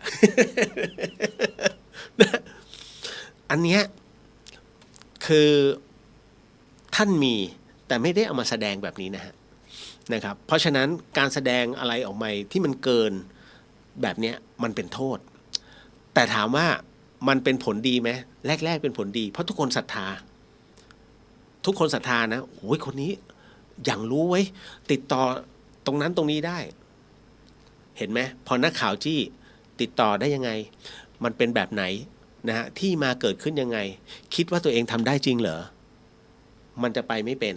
เพราะเรื่องราวเหล่านี้ใช่ว่าจะอธิบายทั้งทุกอนูเนี่ยออกมาโดยที่ไร้หลักฐานมันทำไม่ได้ฮะ มันจะอธิบายแบบไหนคนถ้าตั้งหน้าตั้งตาจะถามให้เข้าใจนะจากไม่เข้าใจให้เข้าใจ โดยที่ไม่ได้ฝึกปฏิบัติทำไม่ได้ฮะท่านถึงได้บอกว่าให้หยุดมันเป็นเรื่องที่ไม่ควรจะเอามาพูดเพราะมันไร้อย่างนิพพานเนี่ยเอาจริงนะฮะเรื่องของพระนิพพานไปถึงพระนิพพานท่านก็ห้ามพูดพระพุทธเจ้านะฮะนิพพานมีจริงหรือเปล่าห้ามพูดผีมีจริงหรือเปล่าห้ามพูดอันนี้คือข้อจริงๆนะฮะเป็นข้อพระวินัยเพราะเถียงกันไปไม่จบสิ้นมันเป็นอาจินไตยนะเรื่องอาจินไตยนะฮะ คือเถียงกันไปไม่มีที่สิ้นสุดดังนั้นไม่พูดดีกว่ากรณีตรงนี้ฮะนะถามว่าการใช้ยานทิพย์เนี่ยสมมุตินะเขาอาจจะมีจริงแต่ตอนนี้ผมเชื่อมั่นไม่มีฮะไม่มี100%เพราะอะไรรู้ไหมฮะเพราะความโลภเข้ามาทุกอย่างย่อมมีหายไปคนเรานะฮะถ้าฝึกปฏิบัติอยู่เรื่อยๆของจะไม่หายนะฮะอย่างบางคนบางท่านเนี่ยนะฮะไม่มียานเลยผมเชื่อมั่นว่าพี่ๆแล้วก็กัลยาณมิตรหลายๆคนที่ฟังรายการอยู่แล้วก็ทางบ้านด้วยฮะฉันไม่มียานฉันไม่เชื่อเรื่องยานแต่พวกฌานพวกยานเนี่ยท่านลองฝึกสมาธิท่านปฏิบัติของท่านไปเรื่อยๆไม่ต้องสนโลกนะท่านสนแต่สมาธิอย่างเดียวจำคำผมไว้นะสนแต่สมาธิอย่างเดียวแล้วฌานแล้วญาณทั้งหลายมันจะมาอัตโนมัติมาได้ไงท่านจะรู้เองฮะสิ่งเหล่านี้มันจะมาแสดงให้ท่านเห็นแค่แวบเดียวให้เป็นนิวรณ์คือข้อสงสัยตัวนิวรณ์นี้เองเนี่ยมันคือข้อสอบที่ท่านต้องมานั่งพิจารณาต่อว่าเฮ้ยมันจริงหรือเปล่าวะที่เราเห็นนะจริงไม่จริงช่างมันเฮ้ยไม่เป็นไรเราก้าวต่อไปถ้าท่านผ่านมันมาได้จบแล้วนะฮะคราวนี้เขาเรียกว่าท่านเริ่มอยู่สูงขึ้นการอยู่สูงท่านจะเห็นทั้งหมดทั้งมวลฮะคนที่อยู่สูงมันเห็นรอบตัวเหมือนท่านอยู่ภูมะเขือเห็นเขมรทำอะไรเช่นกันถ้าท่านอยู่ยังไม่ถึงยอดภูมะเขือท่านอยู่แค่ตรงกลางท่านก็จะเห็นแค่บริเวณนี้ท่านไม่เห็นว่ายอดมีอะไรถูกไหมฮะเหมือนกันการนั่งสมาธิเหมือนกันฮะไปให้สุดก่อนแล้วฌานญาณท่านจะเข้าใจเองว่าตรงไหนเรียกว่าฌานแล้วตรงไหนเรียกว่าญาณนั่นแหละครับแต่กรณีของคนคนนี้ที่บอกว่ามีญาณทิพย์มันจริงเหรอหรืออ้างสมมุติว่าเขาได้จริงอันนี้นะบอกก่อนสมมุติว่าเขาได้จริงแล้วมันหมดไปตอนไหนหมดไปเพราะความโลภฮะถ้าจำไม่ผิดวันนี้ผมฟังไม่เต็มที่นะของโหนกระแสที่บอกว่าอะไรนะจัดปฏิบัติธรรมใช่ไหมแต่ไม่จัดสักทีแล้วก็ในเรื่องของปัจจัยในเรื่องของอะไรต่างๆนะที่มาเป็นอาหารกลางวันแค่คิดว่าเฮ้ยฉันจะจัดปฏิบัติธรรมเดี๋ยวให้คนโอนเข้ามาเพื่อเป็นค่าอาหารนี่นู่นนั้นจบแล้วนะฮะตัวนี้เขาเรียกความโลภนะฮะความโลภแต่ถ้าบอกว่างั้นเดี๋ยวจัดปฏิบัติธรรมส่วนค่าอาหารฉันไม่ยุ่งขอทำตรงนี้ดีกว่าใครจะทำอะไรก็เดี๋ยวฉันคิดว่าเดี๋ยวเขาจะมีกัลยาณมิตรเข้ามาช่วยของฉันเองอย่าไปยุ่งคือถ้าตัดออกไปเป็นเรื่องของกลางๆเนี่ยไม่มีปัญหาแต่อันเนี้ยแต่แน่นอนที่สุดเจ้าสำนักย่อมคิดเป็นสเต็ปทุกสเต็ปดังนั้นผมถึงบอกว่าบางทีการปฏิบัติธรรมใช่ว่าปฏิบัติธรรมเพื่อจะบรรลุก็คนจัดมันยังไม่บรรลุเลยนะฮะมันเป็นประโยชน์นะการหาประโยชน์แค่นั้นเลยนะคือการฝึกปฏิบัติเดี๋ยวมันจะมีเพราะมีคำถามที่น้องถามเข้ามาอีกอันนึงถึงต้องบอกเลยฮะว่าในเรื่องของติดต่อกับสัพพวิญญาณนะฮะแล้วยิ่งเป็นสัพพวิญญาณในเรื่องของเรียกว่าบุคคลสำคัญแล้วกันนะฮะอย่างกรณีของท่านของพระนางเรือร่มอย่างเงี้ยเดี๋ยวก่อนนะผมมันไม่เถียงเรื่องจิตวิญญาณเพราะเราเคยสัมผัสในเรื่องของจิตวิญญาณแต่ในเรื่องของตรงนี้ท่านเริ่มแล้วนะฮะผมจะบอกว่าวิญญาณทุกดวงนะฮะจะอย่างไรก็แล้วแต่ท่านมีวาระจ จิตทุกดวงย่อมมีวาระของเขามันคือกฎธรรมชาติคือกฎไตรลักษณ์นะเกิดขึ้นตั้งอยู่ดับไปวิญญาณสมมุติวิญญาณในกอเนี่ยมีชีวิตนะมีชีวิตอยู่แล้วตายลงวิญญาณนะฮะหลุดออกไปร่างใช้ไม่ได้แล้วนะร่างใช้ไม่ได้วิญญาณหลุดออกไปเมื่อวิญญาณหลุดออกไปแล้วไปไหนไปตามเหตุปัจจัยนะตรงนั้นเป็นอีกหนึ่งเมืองและเป็นอีกหนึ่งมิติซึ่งตรงนี้มันไปแต่จิตแต่เมื่อถึงวาระของเขาอีกทีหนึ่งมันจำเป็นเพราะไม่ได้มรรคผลนิพพานยังไงต้องกลับมาเกิด 100%นะฮะแต่จะเกิดตรงไหนอะไรยังไงแล้วแต่โชคชะตาแล้วแต่บุญนำพาไม่มีฮะที่จะมาคงทนอยู่ตรงนั้นเป็นอมตะไม่มีนะฮะเพราะฉะนั้นในเรื่องของการกลับมาเกิดเนี่ยมีวาระของเขาผมถึงได้บอกเขาคงไม่ได้รับรู้ในเรื่องของ30ภพภูมิไม่ได้รับรู้ในเรื่องของนาบุญอานิสงส์ของบุญ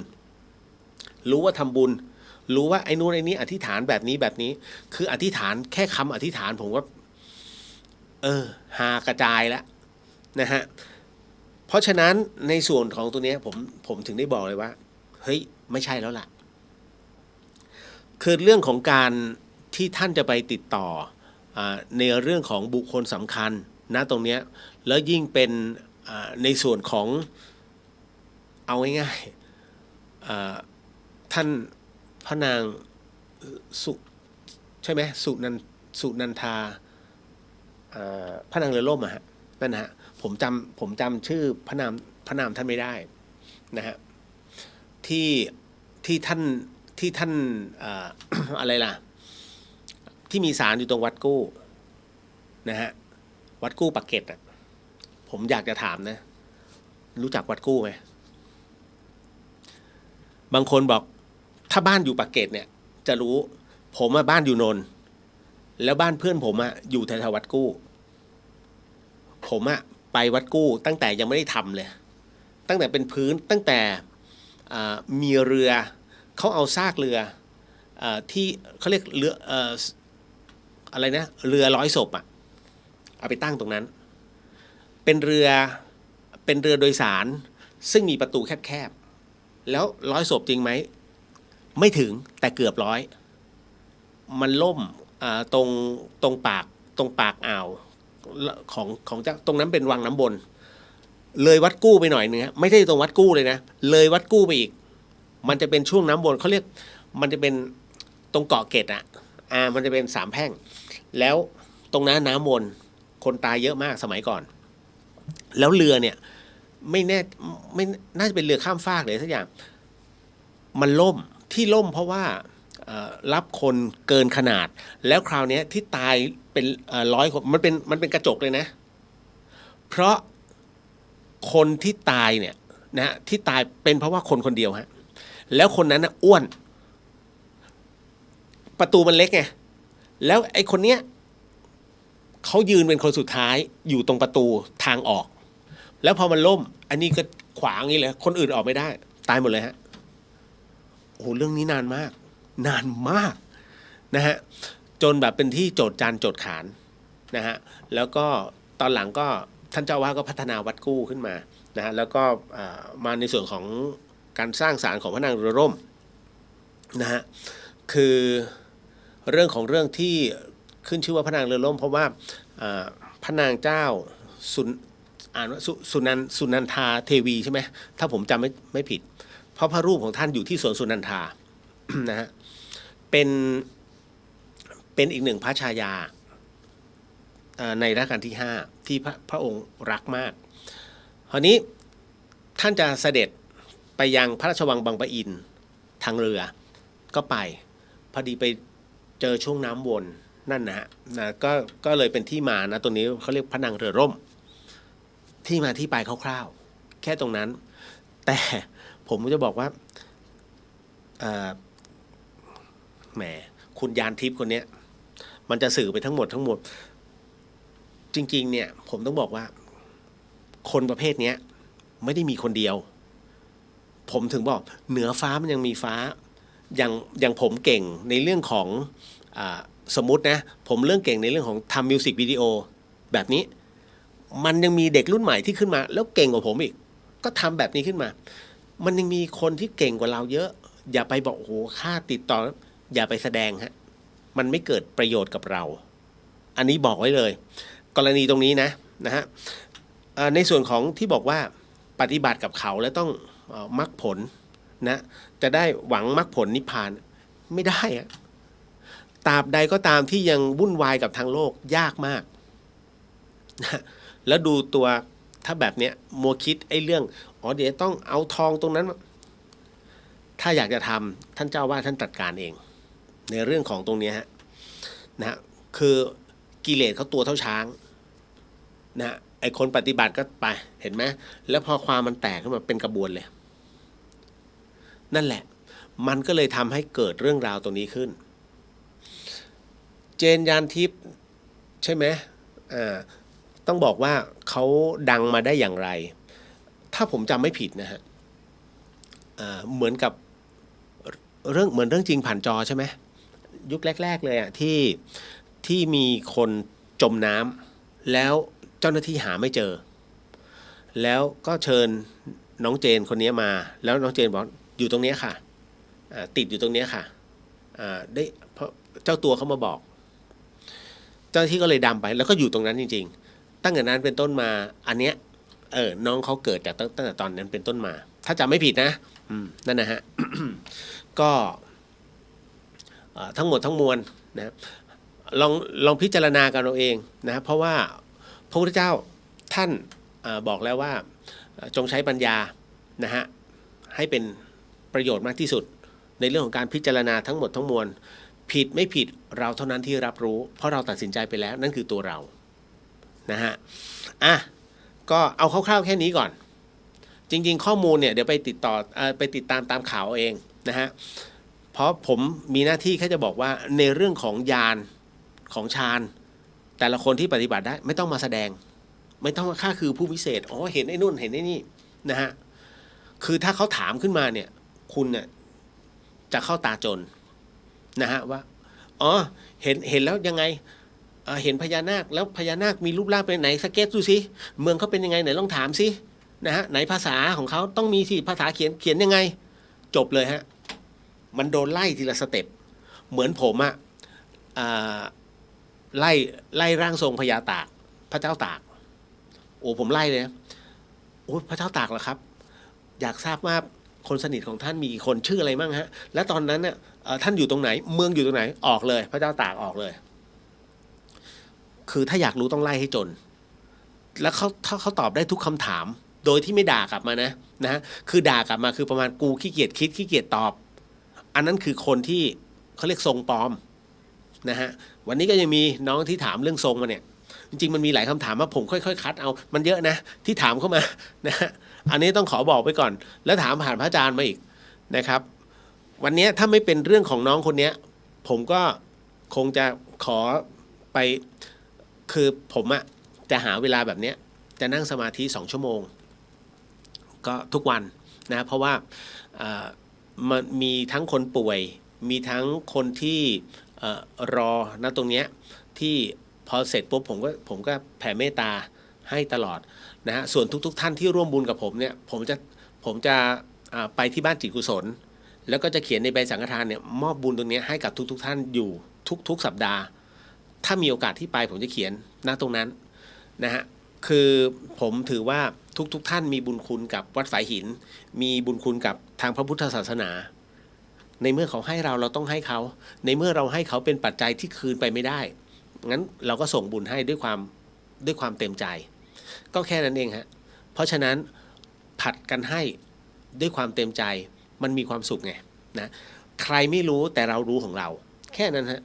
นี่คือการทำความดีอันนี้ผมบอกไว้ก่อนเนาะมันก็คือหนึ่งในบุญกิริยาวัตถุ10 ประการที่ผมเขียนเอาไว้นั่นนะฮะเรามีความปรารถนาดีให้จบแล้วมันเต็มแล้วนะฮะอันนี้จบเนาะนะฮะคุณเฉลิมพระนางสุนันทากุมารีรัตน์ขอบพระคุณนะฮะใช่นะฮะนั่นแหละฮะอันนี้เป็นที่รักของนักศึกษาราชภัฏสวนสุนันท์ สวนสุนันทานะท่านจะชอบดอกไม้สีชมพู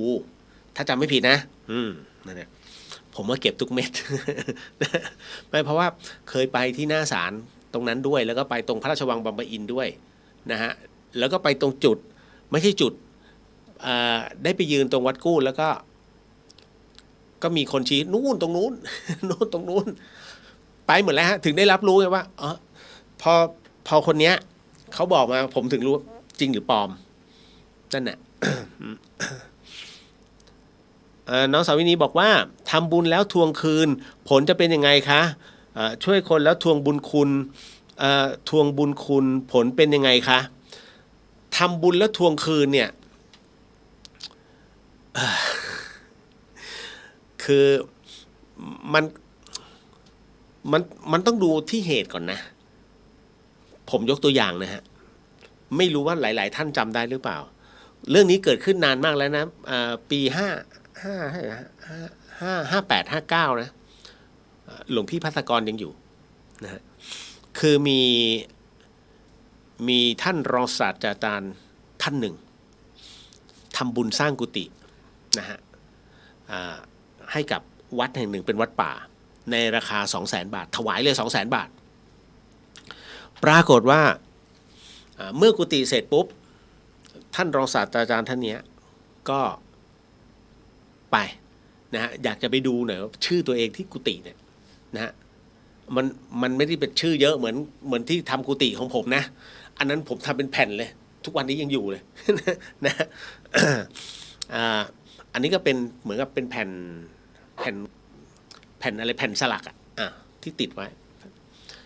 พอไปถึงเสร็จปุ๊บเนี่ยพอไปชมเสร็จปุ๊บก็เดินกลับมาหาเจ้าวัดหงุดหงิดมาท่านทำไมไม่เห็นเหมือนกับแบบที่เอามาให้โยมดูเลยโยมไม่พอใจไม่เอาไม่ทำแล้วขอคืนได้ไหม200,000เดี๋ยวคือพระท่านก็เป็นพระป่าเนาะไม่จับเงิน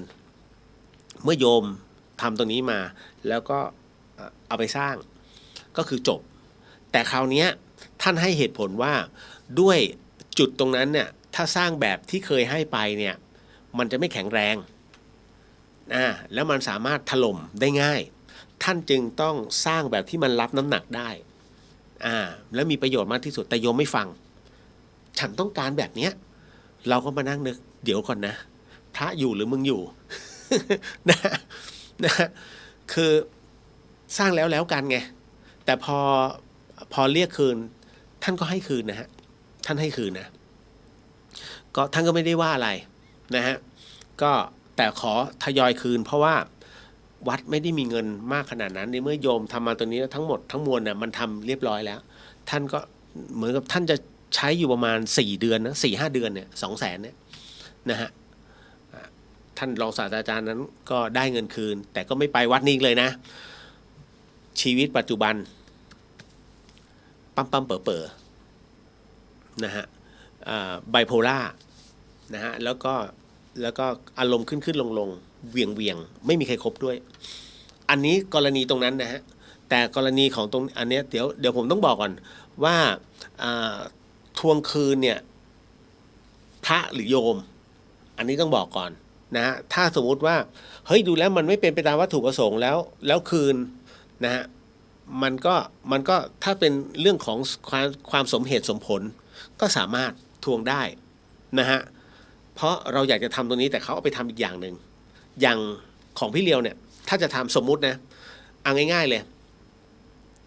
ไอ้ท่อประปาเนี่ยนะฮะ เราทำตรงเนี้ยแล้วพี่เลียวก็จะบอกว่าถ้าปัจจัยมีเหลือขออนุญาตซื้อโซลาร์เซลล์นะฮะปรากฏว่ามันเหลือผมก็ไปซื้อโซลาร์เซลล์6 ดวงนำถวายเกินมาตั้ง 3,000 กว่าเราก็คือหมายถึงว่าเราก็ชักของเราออกไปนะฮะทั้งหมดทั้งมวลเนี่ยเลยต้องบอกไงครับว่ามันต้องชัดเจนแน่นอนที่สุดนะฮะพอทำบุญเนี่ยมันจะมีเงินเหลือแต่เงินเหลือต้องทำยังไงต้องบอกให้เขาชัดเจนจะนำถวายพระนะฮะนี่นู่นนั่นแล้วก็ว่าไปท่านเชื่อไหมการทำบัญชี ที่ต้องเห็นชอบทางกฎหมายทำบัญชี ทั้งหมดทั้งมวลเนี่ยที่ออกโดยมหาเถรสมาคมล่าสุด มีพระท่านทำเรียกว่าอัตวิบากกรรมเรียบร้อยแล้วน่าเสียดายมาก เดี๋ยวเล่าให้ฟังเพราะมีน้องถามเข้ามาเอาไว้ท้ายๆรายการก็เดี๋ยวจะเล่าให้ฟังมันเกิดอะไรขึ้นนะฮะ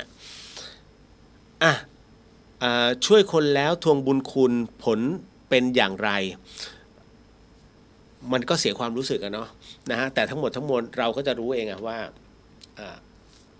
ช่วยเราแล้วมาทวงแบบนี้เราอยู่ในสภาวะที่จะช่วยเหลือได้หรือเปล่าถ้าเราช่วยเขาไม่ได้ปฏิเสธไปแต่รู้สึกว่าเสียความรู้สึกลึกๆแต่ขอให้ละลายความรู้สึกนั้นทิ้งไปมันเป็นเรื่องของเขาเรียกว่าปัญญาที่เอาเปรียบคนนะฮะการที่มันไม่มีหนทางแล้วต้องมาขอล้ำเลิกบุญคุณกันขึ้นมาแบบนี้นั่นหมายถึงว่าบุคคลคนนั้นเนี่ยหมดหนทางแล้วนะฮะแต่ในขณะเดียวกันถ้าจะบอกว่าสิ่งที่ทำเนี่ยเพื่อสั่งสอนอันนี้ต้องดูตามเหตุปัจจัยทั้งหมดทั้งมวลเพราะฉะนั้นเนี่ย สำหรับพี่เลียวนะฮะทั้งสองรูปแบบมันไม่ดีทั้งคู่ในเรื่องของทั้งทวงคืนกับตรงนี้สำหรับผมนะแล้วกันเป็นอันเนื่องมาจากว่าเราเป็นผู้ชายด้วยมั้งและอย่างหนึ่งเราไม่คิดมากนะเพราะบุญทำแล้วจบเลยเพราะผมก็เคยที่ผมพยายามเตือนหลายๆรอบเรื่องของวัวควายนะฮะบริจาคถ่ายชีวิตโคกระบือเพราะผมโดนมาแล้วไงผมถึงถามว่าเสียความรู้สึกแต่เราเสียความรู้สึกไปแล้วเพราะเขาไม่ได้เอาไปจริงๆแต่เรามีความโอเคไม่เป็นไรนะเราถือว่าคำว่าโคกระบือที่เราถ่ายไปเนี่ยมันจบแล้วต่อให้เขาไม่ได้เอาเงินไปถ่ายชีวิตโคกระบือท้ายที่สุดแล้วนะฮะคำว่าถ่ายชีวิตโคกระบืออยู่ในตัวเราแล้วมันได้บุญเป็นที่เรียบร้อยแต่ไม่ใช่จากคนนี้จากทั่วๆไปแต่คนเนี้ยรับกรรมทั้งหมดทั้งมวลไปอยู่มันแล้วเพราะฉะนั้นไอ้คนที่กล่าวอ้างถ่ายชีวิตโคกระบือแล้วไม่ถ่ายมึงเตรียมตัวไม่ได้เป็นคนก่อนนะฮะมันจะมีคำว่าเป็นชาติมันจะเป็นประมาณหนึ่งอะฮะตามเหตุปัจจัยของกรรมที่จะต้องไปนะมึงเดี๋ยวเตรียมตัวนะเหมือนกับไอ้เนี้ยอะไรนะที่ที่บอกฮะว่ามีคาถาดับไฟนรกดับไฟอะไรอเวจีใช่ไหมถ้าดับไฟโลกันไม่ใช่นะฮะถ้าเขาใช้คำว่าดับไฟโลกันคนเนี้ยไม่รู้เรื่องเลยโลกันไม่มีไฟอเวจีอวจีหรืออเวจีเนี่ยเป็นไฟนรกที่พระเทวทัตอยู่นะฮะนะฮะ ที่พระเจ้าอาชาติศัตรูอยู่นะฮะเพราะฉะนั้นทั้งหมดทั้งมวลเนี่ยแผดเผามีที่นี่เท่านั้นนะฮะถ้าโลกันไฟโลกันมีแต่ความมืดความเย็นนะฮะเขาเรียกสุดขอบจักรวาลจะอยู่ที่โลกันแต่ในส่วนของอเวจีเนี่ยไฟมหานรกอเวจีเนี่ยใช่แต่ถ้าจะบอกมีคาถาในการดับไฟนรกเตรียมตัวฮะอเวจีเปิดรอรับแกเป็นที่เรียบร้อยท้าทายไงขนาดพระมาลัยนะฮะนะฮะเอาง่ายๆแม้กระทั่งพระโมคคัลลาเนี่ยถือว่าเป็นฝ่ายฤทธิ์นะฮะพระโมคคัลลาเองเนี่ยฮะเวลาท่านไปโปรดในนรกทั้งหมดทั้งมวลเนี่ยฮะพอมาถึงในส่วนของอเวจีแค่ไฟในอเวจีเนี่ยทุเลาลงแต่มิได้มอดทั้งหมดทำให้สัตว์นรกที่อยู่ในอเวจีทั้งหมดทั้งมวลนั้นนะเขาเรียกได้คลายทุกข์ลงบ้างแต่พอหลังจากที่ท่านแสดงธรรมจบปุ๊บนะฮะทั้งพระโมคคัลลา1 สมัยผ่านไปในอเวจีคลายทุกข์พระมาลัยเป็นพระศรีลังกานะฮะซึ่งพระมาลัยไม่ทันพระพุทธเจ้าพระมาลัยเนี่ยเกิดหลังพระพุทธเจ้าเนี่ยผมไม่แน่ใจว่า500 ปีหรือ900 ปีนะฮะพระมาลัยเนี่ยจากศรีลังกาเห็นว่าพระโมคคัลลานั้นเปรียบเสมือนเป็นครูอาจารย์โปรดในนรกพระมาลัยจึงจำแรงเขาเรียกว่าอธิษฐานจิตของตัวเองเนี่ยให้ลงไปเผยแผ่ธรรมะพุทธเจ้า แสดงธรรมในนรกทั้งหมดเลยทุกขุมทำให้ในช่วงของอเวจีนะตอนนั้นน่ะได้มอดลงชั่วคราวสัตว์นรกทั้งหมดได้ฟังธรรมะจากพระมาลัยเห็นไหมจึงมีพระมาลัยโปรดสัตว์คำว่าโปรดสัตว์คือโปรดสัตว์นรกถ้าท่านไปงานศพท่านจะเห็นหีบอภิธรรมที่อยู่ด้านหน้าที่พระ4 รูปนั่งสวดอยู่อะแล้วถ้าเปิดดูปุ๊บข้างในเป็นคัมภีร์เป็นของพระมาลัยโปรดนะโปรดสัตว์ขนาดพระมาลัยเนี่ยฮะยังทำได้แค่ชั่วคราวใครนะอีกคนหนึ่งอ่ะที่ไม่ใช่น้องยานทิพย์เนี่ยบอกเขามีคาถาเตรียมตัวฮะโดนแน่ๆประกาศไว้ขนาดนั้นนะ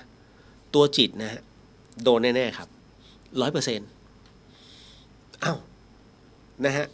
เพราะฉะนั้นเนี่ยขนาดท่านบำเพ็ญมาเท่าไหร่ท่านยังทำได้แค่นั้นอันนี้เมื่อ20 ปีที่แล้วยังเป็นเด็กคอซองอยู่มั้งนะฮะ นะยังมาทะลึ่งมาหลอกชาวบ้านเขาแบบนี้เนี่ยเตรียมตัวต่อมางั้นเดี๋ยวเอางี้เรายังไม่ได้นั่งสมาธิกันเลยเดี๋ยวขอนั่งสมาธิกันก่อนแป๊บหนึ่งเนาะเพราะมันมีเรื่องราวพอสมควรเลยทีเดียวนะฮะ ก็ขออนุญาตนิดนึงนะฮะเดี๋ยวนะฮะเดี๋ยวคำถามแป๊บหนึ่งคุณแพมรายงานตัวค่ะคุณเลียวแล้วก็ชาวเดือเคียนเดี๋ยวพี่เลียวมาตอบคำถามให้แล้วก็แต่ขออนุญาตนิดนึงเพราะว่ามันเลยเวลาพอสมควรเลยทีเดียวตกใจเหมือนกันนะเนี่ย เฮ้ยโอ้โหเลยมาเยอะ เดี๋ยวขออนุญาตนิดนึงนะฮะในส่วนของขอสวดไม่ใช่สวดมนต์ขอนำกล่าวนะฮะในเรื่องของมหาสมยสูตรนิดนึงก็คือขอสวด4 ทิศก่อนแล้วก็มานั่งสมาธิแป๊บหนึ่งสั้นนะฮะแล้วก็มาตอบคำถามกันต่อนิดนึงนะฮะ สาธุกำหนดจิตตามเนาะนะฮะตรงไหนที่สมทานศีลแล้วท่านว่าตามผมนำแล้วท่านว่าตามแล้วกันสาธุไปด้วยความรวดเร็วเนาะ นะโมตัสสะภะคะวะโตอะระโตสัมมาสัมพุทธัสสะนะโมตัสสะภะคะวะโตอะระโตสัมมาสัมพุทธัสสะนะโมตัสสะภะคะวะโตอะระหะโตสัมมาสัมพุทธัสสะปุริมันจติสาราชาธารโทปัสสะสติคัตถพนังอธิปติมหาราชาจสสิโสปุตตปิตัสสะภะโวธัมมานา มหาพลายทิมันโตชุติมันโตวันโตยสัทธิโนโมธัมมานาทังสุทักขินันจติสังราชาวิรุโหตาปัสสะสติกุมภทานังอธิปติมหาราชาจสสิโสปุตตปิตัสสะภะโวธัมมานา มหาพลายทิมันโตชุติมันโตวันโตยสัทธิโนโมธัมมานาทังสุปัจฉิมันจติสังราชาวิรูปโคปัสสะสตินาคานังอธิปติมหาราชาจสสิโสปุตตปิตัสสะภะโวธัมมานา มหาพลายทิมันโตชุติมันโตวันโตยสัทธิโนโมธัมมานาทังสุอุตรัญจติสังราชากุเวโรตาปัสสะสติยัคขานังอธิปติมหาราชาจสสิโสปุตตปิตัสสะภะโวธัมมานา มหาพลายทิมันโตชุติมันโตวันโตยสัทธิโนโมธัมมานาทังสุปุริมาทิสังทัตตารโททาคิเนนะวิรุหโกปาชิเมนะวิรูปโคกุเวโรตัสตราตังทิสังจตารโรเตมหาราชาสมันตาตาตุโรทิสาสันทลมานาทังสุสักเคกาเมจรูเปกิริสิขรตเตจันตริเควิมาเนทีเปรเทชคาเมตรุวนาคาหเนเคหวัตุมหิเกเตภุมมาจยันตุเทวาชลทลวิสเมยาคาคันทัพพนาคาติทันตาสันติเกยังมูนีวรวจนังสาทโวเมสุนันตุธรรมะสวนากาโรอยัมพัทันตาธรรมะสวนากาโรอยัมพัทันตาธรรมะสวนากาโรอยัมพัทันตาสาธุต่อไปว่าศีล5ตามพี่เลียวนะฮะเดี๋ยวขอนำนะฮะพุทโธธัมโมสังโฆศีลข้อ1ไม่ฆ่าสัตว์ศีลข้อ2ไม่ลักทรัพย์ศีลข้อ3ไม่ประพฤติผิดในกามศีลข้อ4ไม่พูดเท็จศีลข้อ5ไม่ดื่มสุราและของมึนเมาบัดนี้ข้าพเจ้าตั้งใจรักษาศีลแล้วบัดนี้ข้าพเจ้าคือผู้มีศีลข้าพเจ้าผู้มีศีลละอายต่อการทำความชั่วกลัวต่อผลของบาปกรรมข้าพเจ้าผู้มีศีลมีฮิริโอตปะ มีกายเป็นมนุษย์มีใจเป็นเทวดาเป็นมนุษย์เทโวผู้เข้าถึงความเป็นสหายกับเหล่าเทวดาทั้งหลายณบัดนี้ข้าพเจ้าทั้งหลายขออดโทษลดกรรมที่ข้าพเจ้าได้ประมาทพลาดพลั้งในช่วงวันนี้ลงในฉับพลันและขอให้กรรมดีที่ข้าพเจ้าหรือเหล่ากัลยาณมิตรได้ทำไว้นั้นขอจงมาแทรกส่งผลบุญนี้ให้ข้าพเจ้าได้มีความสุขและประสบผลสำเร็จตลอดไปเทินสาธุสาธุสาธุเอาต่อไปกรรมฐานนิดนึงนะฮะ ก็ว่าตามแล้วกันแล้วเดี๋ยวค่อยนั่งสมาธิกันสั้นๆอิมังวิปัสสนากรรมฐานังปูเชมิทุติยัมปิอิมังวิปัสสนากรรมฐานังปูเชมิตาติยัมปิอิมังวิปัสสนากรรมฐานังปูเชมิเอาละฮะต่อไปก็เป็นการนั่งสมาธิ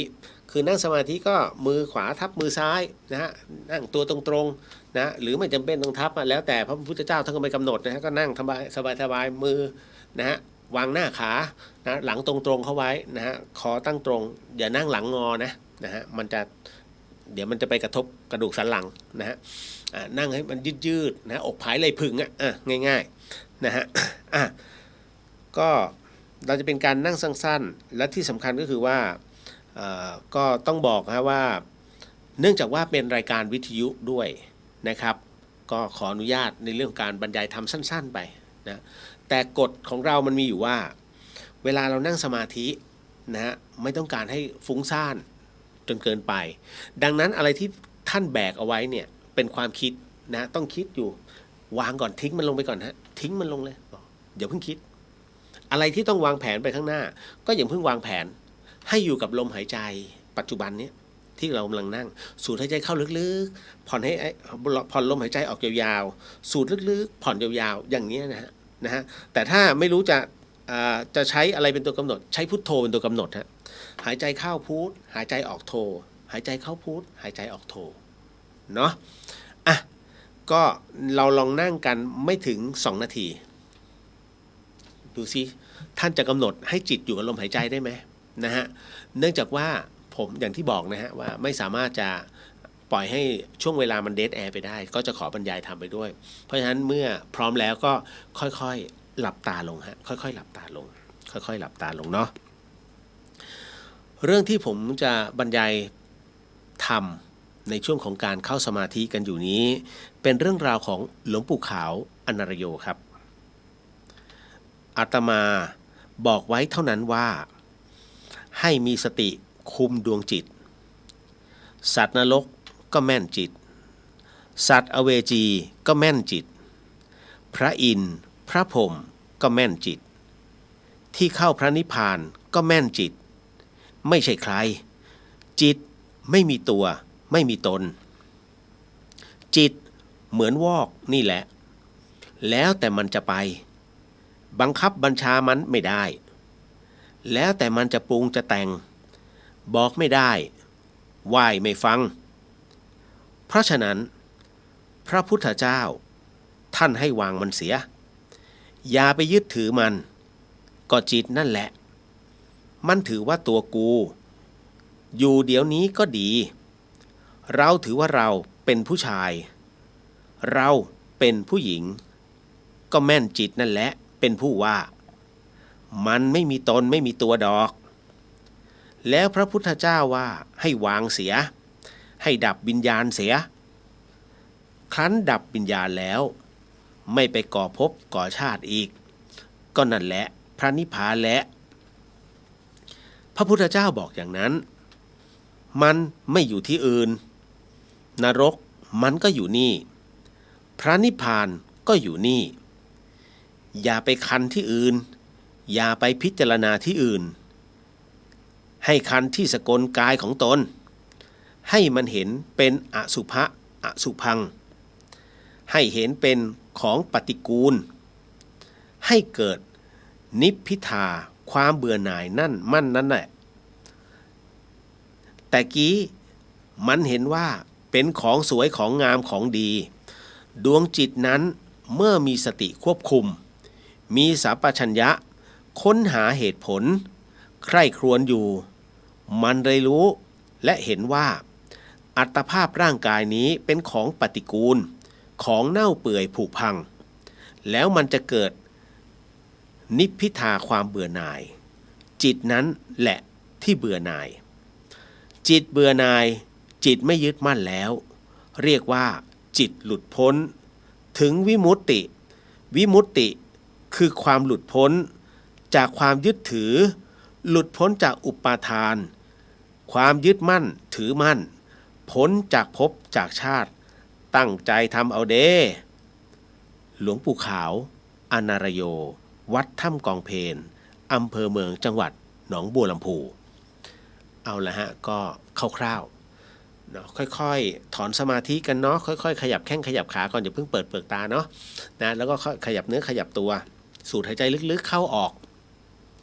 สูดลมหายใจเข้าออกลึกๆนะฮะ2-3 ครั้งแล้วค่อยๆนะฮะผ่อนคลายค่อยๆลืมตาค่อยๆลืมตาเนาะ เอาละฮะก็การทำสมาธิหมู่พร้อมๆกันเนี่ยมันมีกำลังท่านเสียเงินไหมเนี่ยพี่เลียวถามเลยนะฮะทั้งคุณผู้ฟังทางบ้านนี่คือบุญนะฮะท่านไม่ต้องเสียเงินเลยนะแล้วผมก็ยินดีด้วยเพราะผมก็ได้บุญ นะฮะเห็นไหมใครบอกบุญฟรีไม่มีในโลกนี่นะฮะหนึ่งในบุญกิริยาวัตถุนะฮะเรานำเสนอแต่สิ่งดีๆนะครับเพราะฉะนั้นเห็นไหมเราทำได้คือปัจจุบันนี้เราไปยึดในเรื่องของวัตถุทานต้องบริจาคต้องบริจาคท่านไปติดตรงนั้นไงพอมันไปติดตรงนั้นทำให้เด็กรุ่นใหม่ที่เห็นเนี่ยอุ้ยตายแล้วมันต้องอย่างนี้เหรอนะฮะทำบุญจะต้องเสียเงินด้วยเหรอทั้งที่เงินมันมีค่านะฮะถ้าเราไม่จำเป็นฮะการทำบุญคือรู้จักการให้ทานเนี่ยรู้จักคือการสละออกแค่นั้นเลยอย่าไปคิดเป็นอื่นนะเพราะฉะนั้นเนี่ยอย่างเงี้ยเราทำบุญแล้วเราทำทานแล้วได้บุญแล้วฮะการเอ่ยวาจาที่มีที่สุภาพและมีเหตุผลก็เป็นทานนะฮะการให้ความกระจ่างก็เป็นทานฮะบุญน่ะมันมีเยอะแยะถ้าเราจะรู้จักนะฮะเมื่อเราทำบุญแล้วไงเมื่อกี้ตอนนี้เรามาทำทานกันคือการแผ่เมตตานะฮะพร้อมเด้อ เดี๋ยวว่าตามนะครับ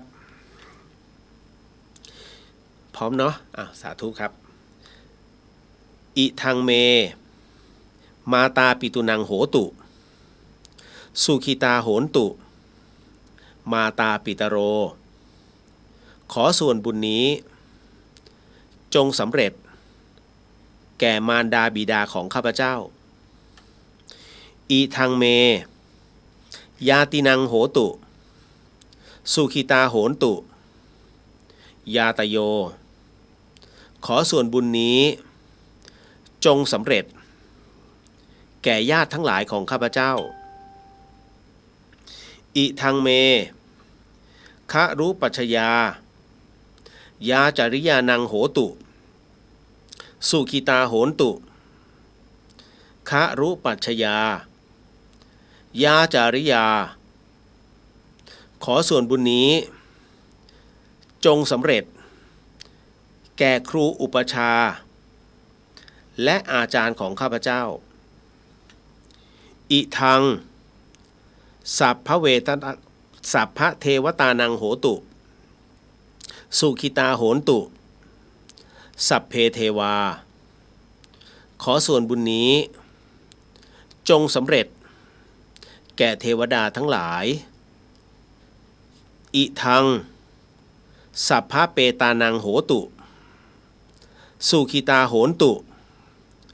สัพเพเปตาขอส่วนบุญนี้จงสำเร็จแก่เปรตทั้งหลายอิทังสัพพะเวรีนังโหตุสุขิตาโหนตุสัพเพเวรีขอส่วนบุญนี้จงสำเร็จแก่เจ้ากรรมนายเวรทั้งหลายของข้าพเจ้าอิทังสัพพะสัตตานังโหตุสุขิตาโหนตุสัพเพสัตตาขอส่วนบุญนี้จงสำเร็จแก่สัตว์ทั้งหลายขอให้สัตว์ทั้งหลายมีความสุขทั่วหน้ากันเทินสาธุสาธุสาธุเอาฮะ เดี๋ยวรับพรก่อนเด้อ สัพพะพุทธานุภาเวนะสัพพะธรรมานุภาเวนะสัพพะสังขานุภาเวนะพุทธรัตนังธรรมรัตนังสังฆรัตนังตินนังรัตนานังอนุภาเวนะจตุรสีติสหัสธรรมาคันธานุภาเวนะปิตกัตยานุภาเวนะชินสาวกานุภาเวนะสัพเพเตโรคาสัพเพเตพยาสัพเพเตอันตรายาสัพเพเตอุปัฏฐวาสัพเพเตทุนิมิตาสัพเพเตอมังคลาวินาสันตุอายุวัตโกธนวัตโกสิริวัตโกยศวัตโกพลวัตโกวรรณวัตโกสุขวัตโกโหตุสัพพดาทุกขโรคปยาเวราโสกาสัตตุจุปัฏฐวาเนการตรายาปีวินาสันตุจเตชะสาชัยสิทธิทนังลาพังโสถีภคยังสุขังพลังสิริอายุจวันโนจะโพคังวุฒิจะสวาสัตวสาจะอายุจะชีวสิทธิพวันตุเตสาธุสาธุสาธุครับเอาละ ก็จบลงไปในเรื่องของการทำหน้าที่ตรงนี้มาเข้าสู่ในส่วนของคำถามนะฮะก็มีหน้าที่ตอบ คือคำถามวันนี้ก็หนักๆพอสมควรนะฮะมีคนถามว่ากรณีของเนี่ยยานทิพย์เนี่ยตกลงเขามีจริงไหมคะตอบไปแล้วนะฮะผมสำหรับผมว่าเขาอาจจะมีจริงแต่มันก็มีหมดคือคนเราเนี่ยถ้าไม่มีการฝึกฝนอย่างต่อเนื่องมันมีหมดนะฮะเหมือนคุณมีเงินนะฮะเหมือนมีเงินอ่ะคุณมีเงิน100 บาทนะฮะคุณใช้อย่างเดียวแต่คุณไม่หาหมดไหมหมดสิเหมือนกันฮะนะฮะเมื่อเรามีของดีอย่าละทิ้งเด็ดขาดนะฮะเพราะฉะนั้นเวลาท่านฝึกในเรื่องของสมาธิฝึกแค่ไหนอย่าคิดว่าโอ้ยไม่เห็นเป็นอย่างนั้นเลยฝึกต่อฮะไปเรื่อยๆพระท่านเนี่ยเวลาท่านฝึกสมาธิท่านก็ฝึกไปเรื่อยๆแต่เวลามันมาเองท่านต้องลองสนิทกับหลวงพี่สักรูปหนึ่งที่คิดว่าเฮ้ยรูปนี้น่าจะให้คำตอบในเรื่องสมาธิดีท่านมีเอาไว้เพื่อปรึกษาแต่ดูดีๆนะดูดีๆเดี๋ยวจะตกเป็นเหยื่อเอาที่ท่านชัวร์ที่สุดแล้วปรึกษาได้นะเพราะว่าท่านจะบอกเฉพาะในกลุ่มเล็กๆว่าเอ้ยอย่างนี้ผิดมันต้องลองไปนั่งตัวนี้แล้วกลับไปทำไม่ต้องมานั่งให้ฉันเห็นแค่นั้นนะแต่ถ้าสุภาพสตรีนะฮะค่อนข้างจะยากนิดนึงตรงที่ว่าถ้าเป็นพระที่ท่านเคร่งมากๆเนี่ยท่านจะอย่างกรณีของหลวงปู่แหวนสุจินโนเนี่ยผู้หญิงห้ามเข้านะห้ามเข้าเลยนะฮะเพราะท่านถือว่าคือสตรีเนี่ยคือข้าศึกในเรื่องของการบำเพ็ญดังนั้นท่านจึงห้ามก้าวเข้ามาแต่อยู่ข้างนอกได้ถ้าสงสัยเขียนมาหรือว่าให้ผู้ชายมาถามและท่านก็จะตอบออกใหม่กรณีตรงนี้ฮะก็จะยากนิดนึงแต่อาจจะต้องมีเขาเรียกมีพยานหน่อยเป็นผู้ชายท่านจะเอาหลานไปนะก็ได้หรือใครก็ได้ถ้าสมมติไม่มีพอไปกราบเฮ้ยสงสัยว่าท่านเขียนแล้วก็ส่งให้มัคคณายกแล้วเดี๋ยวมัคคณายกส่งต่อเดี๋ยวท่านก็จะอ่านเองมันก็จะเป็นไงฮะวิธีการเนาะต้องบอกก่อนในเรื่องของจิตวิญญาณอย่างที่ผมบอกฮะทุกอย่างย่อมมีอายุของมันวิญญาณทุกดวงก็มีอายุของเขานะฮะถ้าวิญญาณไม่มีอายุแล้วยังวนเวียนอยู่บนโลกใบนี้ท่านเดินไปตรงไหนท่านก็เจอแต่ผีโลกนี้ไม่มีคนแม่งมีแต่ผีจริงๆเรารุ่นที่เท่าไหร่โลกกำเนิดมากี่ปีแล้วฮะ เอาตั้งแต่ดึกดำบรรพ์เลยแสดงว่าต้องมีผีตั้งแต่ดึกดำบรรพ์มาเลยถูกไหมมันไม่ใช่ทุกอย่างมันมีการเวียนว่ายตายเกิดหลวงตายังบอกเลยจิตของเราเนี่ยจิตดวงนี้ไม่มีวันตายจิตดวงนี้มันเป็นอนันตการมันมีอยู่ของมันอยู่แล้วแต่เมื่อร่างนี้หมดอายุลงใช้ไม่ได้จิตดวงนี้ก็จะจำเป็นต้องออกจากร่างเพื่อรอการไปเกิดใหม่ไปใช้ร่างใหม่จิตเป็นนายกายเป็นบ่าวนะฮะเพราะฉะนั้นถึงได้บอกเลยว่าเรายังคงเวียนว่ายตราบใดก็ตามที่ยังไม่ถึงพระนิพพานบางคนบอกแล้วยังไงต้องถึงพระนิพพานคะพระนิพพานเนี่ยมันอยู่ตรงไหนพระนิพพานอยู่ในตัวเราฮะนั่นหมายถึงว่าเรานั้นปฏิบัติจนเขาเรียกว่าหมดอุปทานนะฮะหมดทั้งหมดทั้งมวลเข้าใจหมดแล้วบนโลกใบนี้นะกิเลสทำอะไรเราไม่ได้แล้วนะฮะ เรียกว่าโลภโกรธหลงนะฮะโลภะโทสะโมหะทำอะไรเราไม่ได้แล้วจบมันจะระเบิดทันทีในเรื่องของความรู้ผมฟังเข้ามาผมยังไม่ถึงขนาดนั้น ยังมีโลภนิดๆโกรธบ้างเล็กน้อยนะฮะเมื่อใช้น้องซ่อมรถแล้วมันไม่ยอมทำโกรธเล็กน้อย นะฮะนะฮะหลงมีไหมมีอยู่บ้างนะฮะหลงในความสวยของธรรมชาติแค่นั้นเลยนี่ท่อน้ำขาดอีกแล้วบนเขาก็เดี๋ยวรอให้น้องเขาว่างให้ขึ้นไปต่อท่อลงมาไม่งั้นไม่มีน้ำใช้กันเฮ้ยเหนื่อยใจเรื่องน้ำมันแก้ไม่หายฮะเอาจริงบอกตรงนะฮะท่านผมก็บอกทำบุญหน่อยนะไม่ต้องเยอะแค่ซื้อไอ้นู่นนี่มาเปลี่ยนมันก็จะประมาณนี้อันไหนที่เยอะลืมบอกไปสักประมาณกลางเกือบปลายเดือนแล้วกันอันนี้ก็จะบอกบุญอย่างจริงจังเดี๋ยวผมต้องถามก่อนว่าจะใช้บัญชีวัดไหมนะฮะคือถ้าบัญชีวัดจะช้าตรงที่ว่าอย่างที่บอกมันมีหลายๆอย่างพอสมควรจะทำคือจะสร้างกุฏิให้พระองค์ปาติโมกข์ที่ท่านอยากที่ท่านจะย้ายมาอยู่วัดฝายหินแล้วคราวนี้มันต้องรอประมาณถ้า7 คนหรือ4 คนเซ็นซึ่งแต่ละคนหาตัวยากมากวัดป่าแดงทีมงานของวัดฝายหินยังไม่ได้ปัจจัยเลยมคณายกไม่ว่างผมเลยบอกเดี๋ยวไปบ้านมคณายกไปถามที่ทำไมไม่ว่างตรงนี้จะอดตายกันอยู่แล้วเห็นไหมฮะมันมีหลายๆอย่างฮะที่มันจะสะดุดเรื่อยๆถามว่าถูกไหมถูกฮะถูกต้องตามกฎหมายแต่มันมีอะไรหลายอย่างที่มันไม่คืบเขาเรียกตายก่อนสำเร็จและแน่นอนที่สุดเรื่องตรงนี้มันจึงมาถึงในเรื่องของคำถามเดี๋ยวนะฮะเหตุที่ท่านเจ้าอาวาสบอกไว้ก่อนนะฮะผมไม่เอ่ยชื่อเหตุที่ท่านเจ้าอาวาสวัดแห่งหนึ่งในเชียงใหม่ท่านใช้คำว่าผูกคอตายจริงๆท่านใช้คำว่าทำอัตวิบากกรรมนะฮะตรงนี้เป็นกรรมของท่านใช่ไหมทำไมท่านจึงทำเช่นนั้น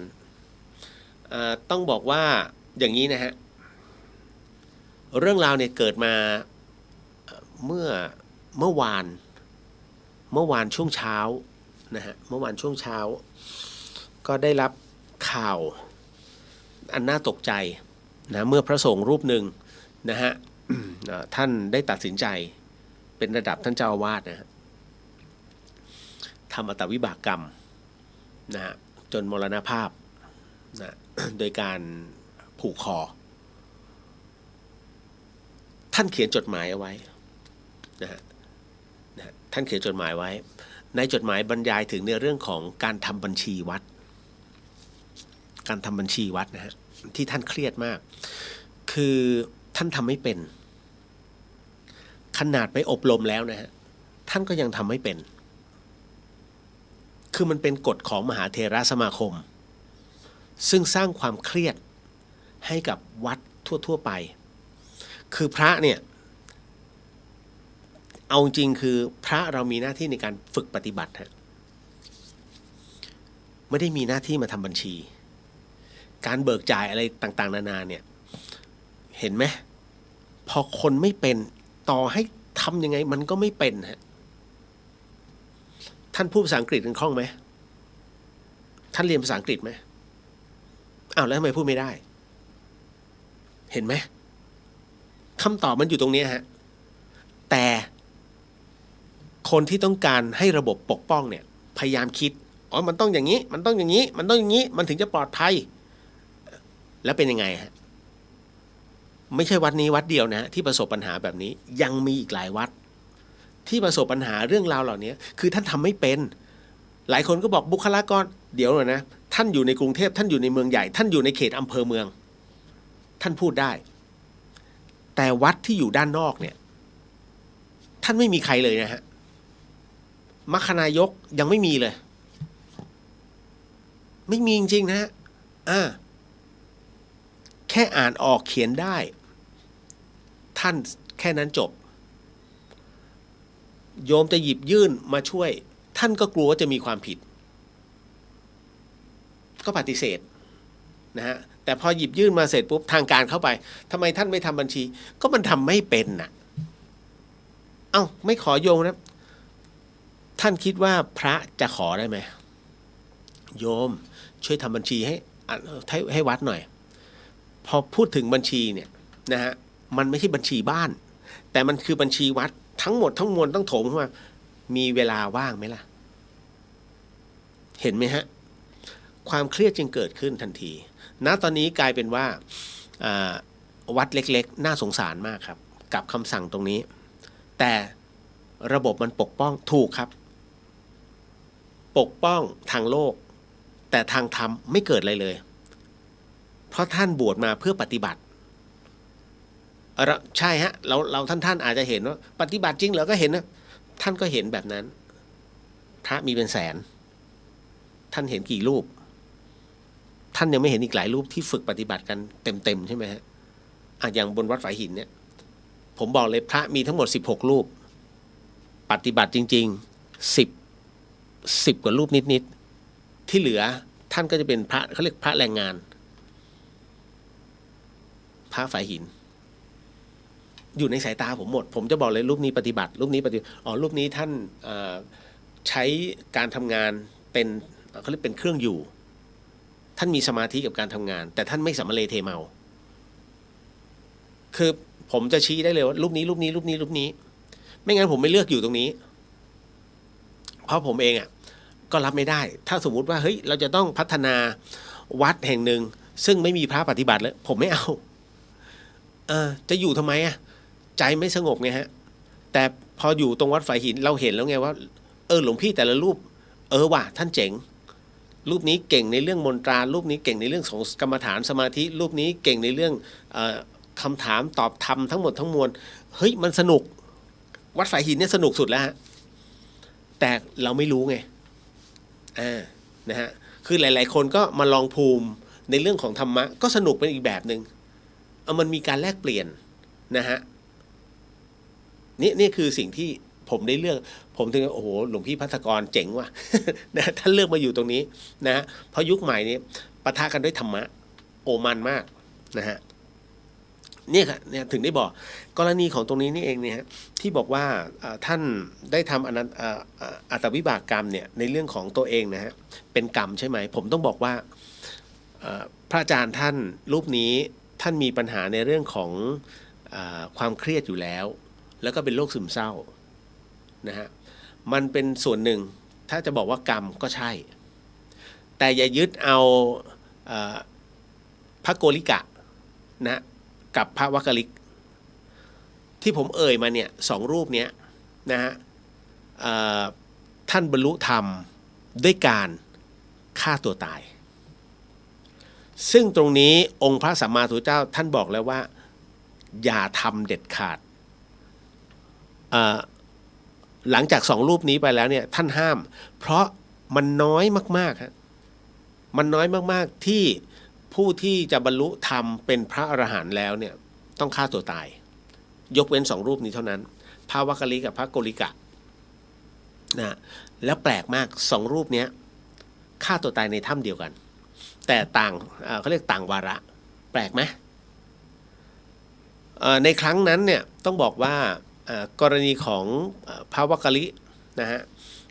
มีผู้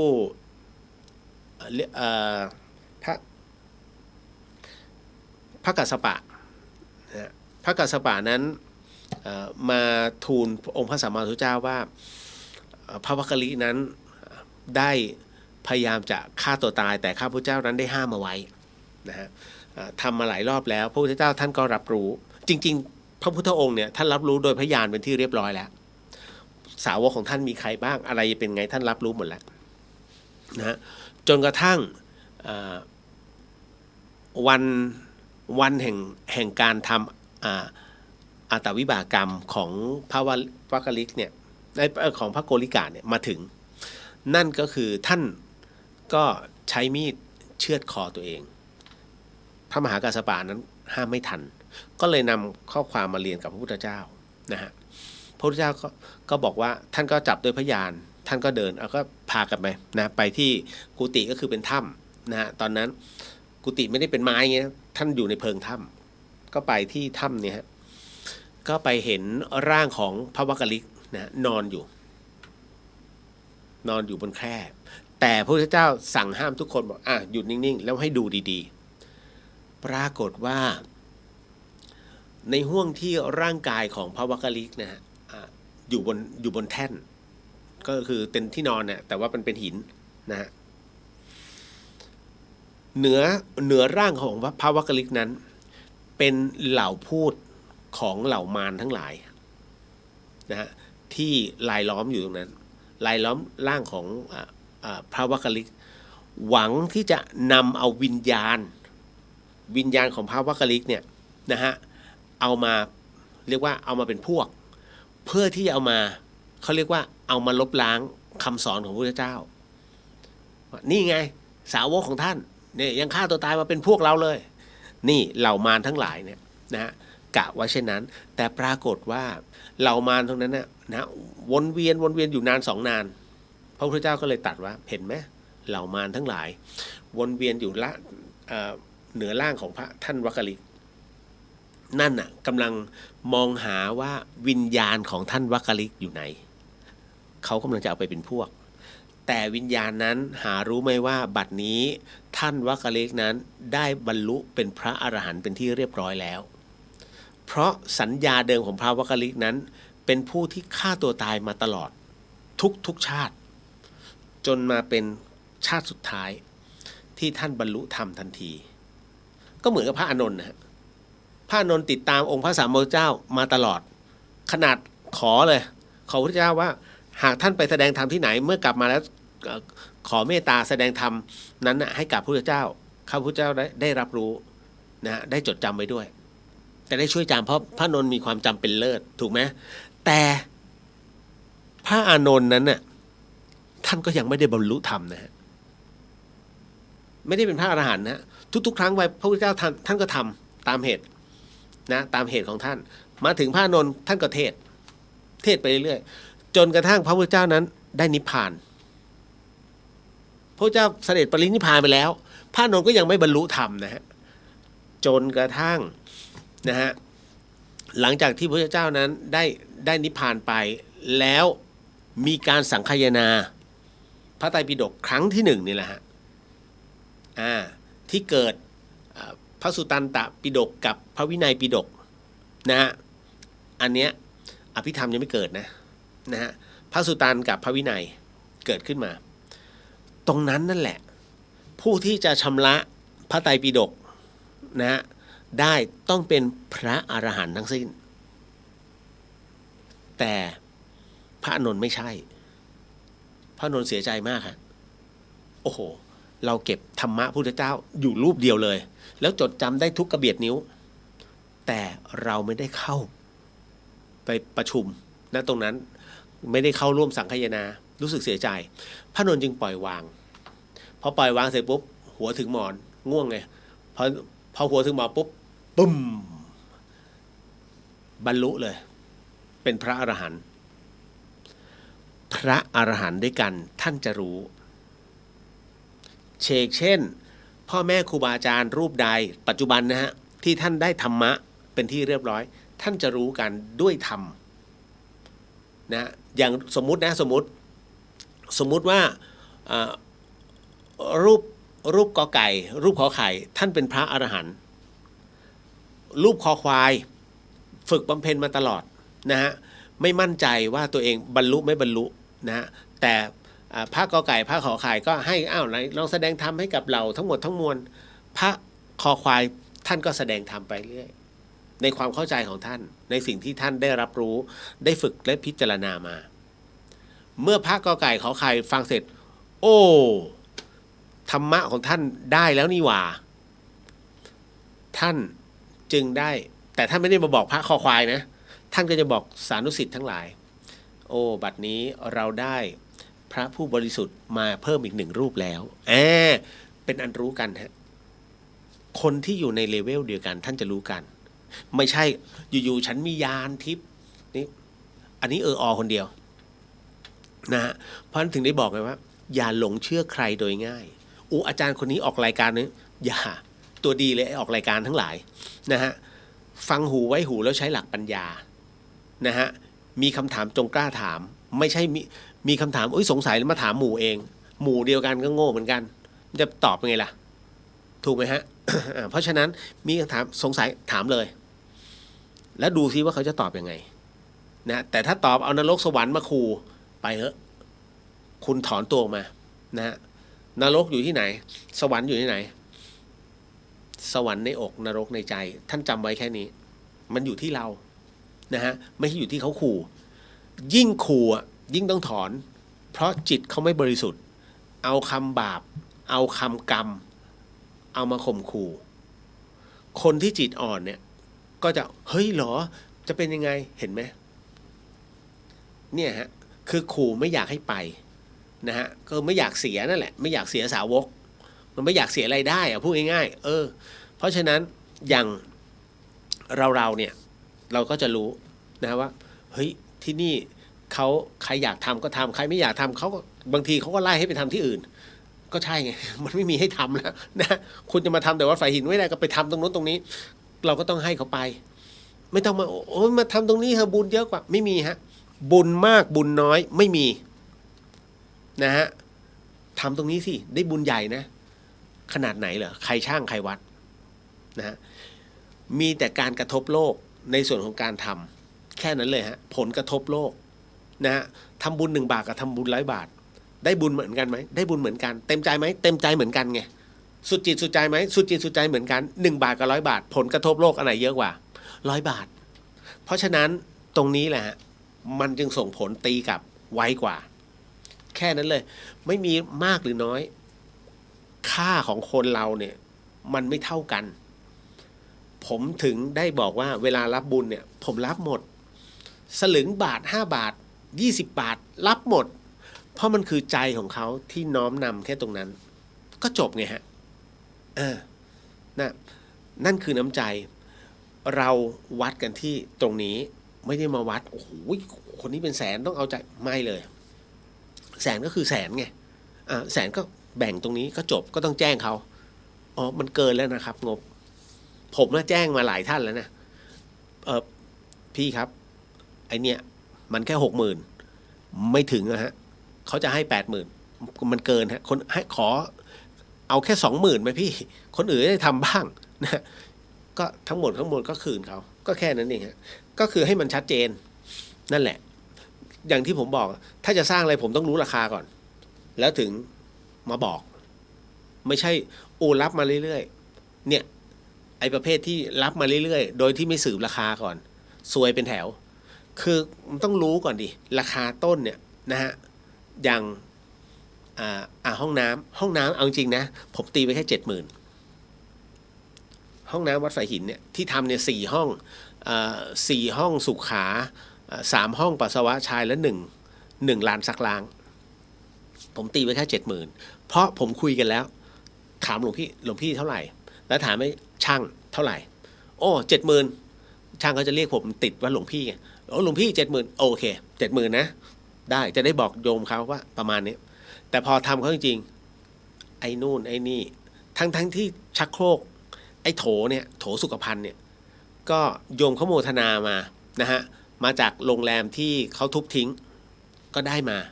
อันนี้ไม่เสียแต่ไส้ในมันใช้ไม่ได้ต้องเปลี่ยนไส้ในทั้งหมดมันเสียตรงนี้หนักหน่อยนะฮะแล้วจากนั้นเสร็จปุ๊บเกิดเดี๋ยวมันเกิดอะไรขึ้นนะตอนนั้นรู้สึกว่าเหล็กไม่แน่ใจว่าเหล็กถูกขโมยหรือเปล่านะต้องซื้อใหม่เสร็จปุ๊บมาถึงทำไปได้ต้องทำหลังคาแล้วใส่หลังคาสำเร็จรูปใส่หลังคาสำเร็จรูปเอาก็สั่งหลังคามาปรากฏว่ามันก็ไปเอาแบบใส่ PU โฟมมาโอ้โหผมหงายท้องเลยเฉพาะแค่หลังคาที่เป็นหลังคาห้องน้ำแล้วมันเป็น PU โฟมเนาะมันนั่นน่ะเบ็ดเสร็จแล้วตก 45,000เฮ้ยบอกโยมเขา 70,000แค่หลังคาล่อไป 45,000แล้วที่เหลือจะทำยังไงวะโอ้ผมแบบเครียดเลยตอนนั้นบอกงั้นหยุดปัจจัยนี้หมดแค่ไหนเอาแค่นั้นก่อนปรากฏว่ามันก็ได้แค่โครงแล้วก็หลังคาจบแค่นี้ตังค์หมดค่าคนงานเขายังไม่ได้ให้นะอันนี้คือค่าของแล้วค่อยๆมาทีเนี่ยฮะนี่คือวิธีการมันหมดแค่ไหนหยุดแค่นั้นหยุดก่อนไม่ได้แต่ในขณะที่หยุดราคาของขึ้นมันถึงได้บานไปเป็น100,000 กว่า180,000ผมโอ้โหตายผมบอกแต่ทำไงได้มันต้องทำนี่คือมันมีปัญหาอยู่เรื่อยๆผมถึงได้บอกว่าเราเมื่อไม่ได้เป็นพระแล้วเนี่ยมันจะมีหลายๆอย่างที่มันจะไม่เหมือนตอนที่เราเป็นพระผมพูดไปตั้งแต่ตอนที่ยังไม่สึกเลยนะฮะคือเรารับรู้ไงว่ามันจะเป็นไงในอนาคตนั่นน่ะเพราะฉะนั้นในเรื่องของท่านเจ้าอาวาสที่ทำอาตวิบากกรรมเนี่ยมันเป็นเรื่องที่เป็นโรคส่วนตัวเขาเรียกเป็นโรคประจำตัวของท่านด้วยนะฮะแล้วก็ประกอบกับในส่วนของสิ่งที่ท่านมันไม่ใช่ตัวท่านก็คือการทำบัญชีด้วยกฎเถรสมาคมคือต้องจ้างนักบัญชีจบปริญญาตรีด้วยนะโอ้โหเหมือนวัดมีรายได้เยอะขนาดนั้นคือท่านเห็นกันแบบวัดชั้นหัวเมืองที่แบบโอโยมเข้าเยอะๆมีพระขังแต่ท่านไม่ได้มันนึกถึงพระที่ท่านปฏิบัติแล้วก็ไม่ค่อยจะมารับปัจจัยวัดฝายหินไม่เคยตั้งตู้นะบอกไว้เลยฮะ ท่านจะไม่เห็นการตั้งตู้ปัจจัยไม่มีอยากทำบุญไปทำกับเจ้าอาวาสหรือถ้ามีกรณีที่ผมบอกบุญตรงนี้ก็แค่ตรงนั้นเสร็จปุ๊บแล้วก็บอกท่านเจ้าอาวาสอาจารย์รายชื่อทั้งหมดนี่ฮะมีให้หมดก็ประมาณนั่นแหละฮะคือมันเริ่มลำบากขึ้นนะฮะแต่ก็ไม่โทษกันนะฮะเพียงแค่มันมีอะไรหลายอย่างพอสมควรเอาแล้วนะฮะต่อมาเดี๋ยวนะฮะเราฝากเขาทำบุญตลอดยังสงสัยว่าเราจะได้บุญไหมเพราะส่วนตัวนั้นไปไหนมาไหนไม่ค่อยสะดวกกลัวลูกหลานลำบากอันนี้เป็นกรรมของเราใช่ไหมเป็นกรรมฮะเป็นกรรมที่ท่านไม่ยอมบอกอยากทำบุญคือถ้าใครไม่สนใจบุญเรื่องของเขานะฮะเหมือนกับที่ผมบอกว่าเฮ้ยบุญกิริยาวัตถุเนี่ยข้อสุดท้ายคือทำให้มันถูกต้องตามคันลองมีมอเตอร์ไซค์เนี่ยนะฮะย้อนสอนมามันกำลังจะข้ามทางแยกถ้าท่านบอกเฮ้ยน้องวกไปหน่อยนะยูเทิร์นกิโลเดียวก็มันจะปลอดภัยกว่าไหมตรงเนี้ยเดี๋ยวสวนไม่เป็นไรหนูทำทุกวันจบแค่นั้นนะท่านไม่ต้องไปสอนไม่ต้องไปห้ามต่อเราทำหน้าที่พลเมืองดีแล้วท่านได้บุญเต็มที่แล้วนะเพราะท่านเตือนแล้วที่เหลือมันจะแหกโค้งไปนะจะเกิดอุบัติเหตุโชคชะตาเขาแหละไม่เกี่ยวกับเราเพราะฉะนั้นบุญเกิดขึ้นเมื่อเราตักเตือนเขาเป็นที่เรียบร้อยแต่ตักเตือนอย่างมีสติและสุภาพนะกรณีตรงนี้ที่ฝากทำบุญนะถามว่าได้การฝากทำบุญผมจะบอกเลยว่าสำเร็จเสร็จสิ้น 100% เป็นที่เรียบร้อยนะตรงนั้นส่วนอย่างกรณีของบีเนี่ยผมถามว่าบุญเนี้ย ถึงวัดพระบาทน้ำพุนะฮะท่านได้บุญไหมถึงไม่ถึงท่านได้บุญเป็นที่เรียบร้อยนะฮะกุศลเกิดจากตัวจิตมารับรู้ทีหลังเสียความรู้สึกนิดๆแต่ก็ช่างมันเถอะเราทำไปแล้วอันนี้จบนะท่านยังได้บุญนั้นเต็มอยู่ด้วยเหตุแข่งข้อศีลของอลงกฎนะตอนนั้นด้วยความเป็นพระแม้ศีลบางข้อที่ถือว่าเป็นข้อปาราชิกข้ออดินาแต่ศีลทั้งหมดยังมีอยู่227ยังเหลืออีก225หายไป2ข้อไงนะฮะยังเหลือข้อมุสากับอดินามันหายไปก็เหลือ225ก็ยังอยู่ท่านจึงได้อานิสงส์ตรงนั้นเป็นที่เรียบร้อยแต่หลังจากที่พ้นสภาพเป็นพระเรื่องของเขาเอาเลยที่เงินที่เขาไม่ถึงวัดหรือว่านู่นนี่ไม่ต้องห่วงอันนี้เป็นเรื่องของตัววัตถุของแท้แต่ตัวจิตของท่านถึงเรียบร้อยแล้วไม่เกี่ยวกันแล้วที่เหลือมันก็รับกันไปแค่นั้นฮะเพราะฉะนั้นตรงนี้ได้บุญนะฮะเหมือนพี่ๆที่ขอให้ผมช่วยแบ่งปัจจัยถวายพระตอนนู้นนะของธรรมสถานก็บอกหลวงพี่โอปอจัดการโอนให้ได้บุญฮะทั้งหมดทั้งมวลได้หมดเลยนะเป็นการจัดสรรตามเหตุปัจจัยแต่มันได้ไงนะฮะแล้วถามว่าแล้วผมได้อะไรผมได้บุญนะเดี๋ยวนิดนึงกรณีฝากทำบุญคุณผู้ฟังฮะคุณผู้ฟังจำเรื่องของตารางบุญได้ไหมนะของหลวงพี่ภัสกรนะในส่วนของตารางบุญซึ่งมีอยู่ในเวลามาสูตรนะเวลามาสูตรเนี่ยของสีหนาฏวรรคที่2ของพระสุตตันตปิฎกในอังคุลตนิกายนวกนิบาตซึ่งพูดในเรื่องของบุญเอาไว้ว่าทำบุญนะ1หน่วยบุญนะเท่ากันเนี่ยถ้าเปรียบเสมือนผลบุญที่เกิดขึ้นวัดผลด้วยเป็นหน่วยของบุญกับนาบุญนั้น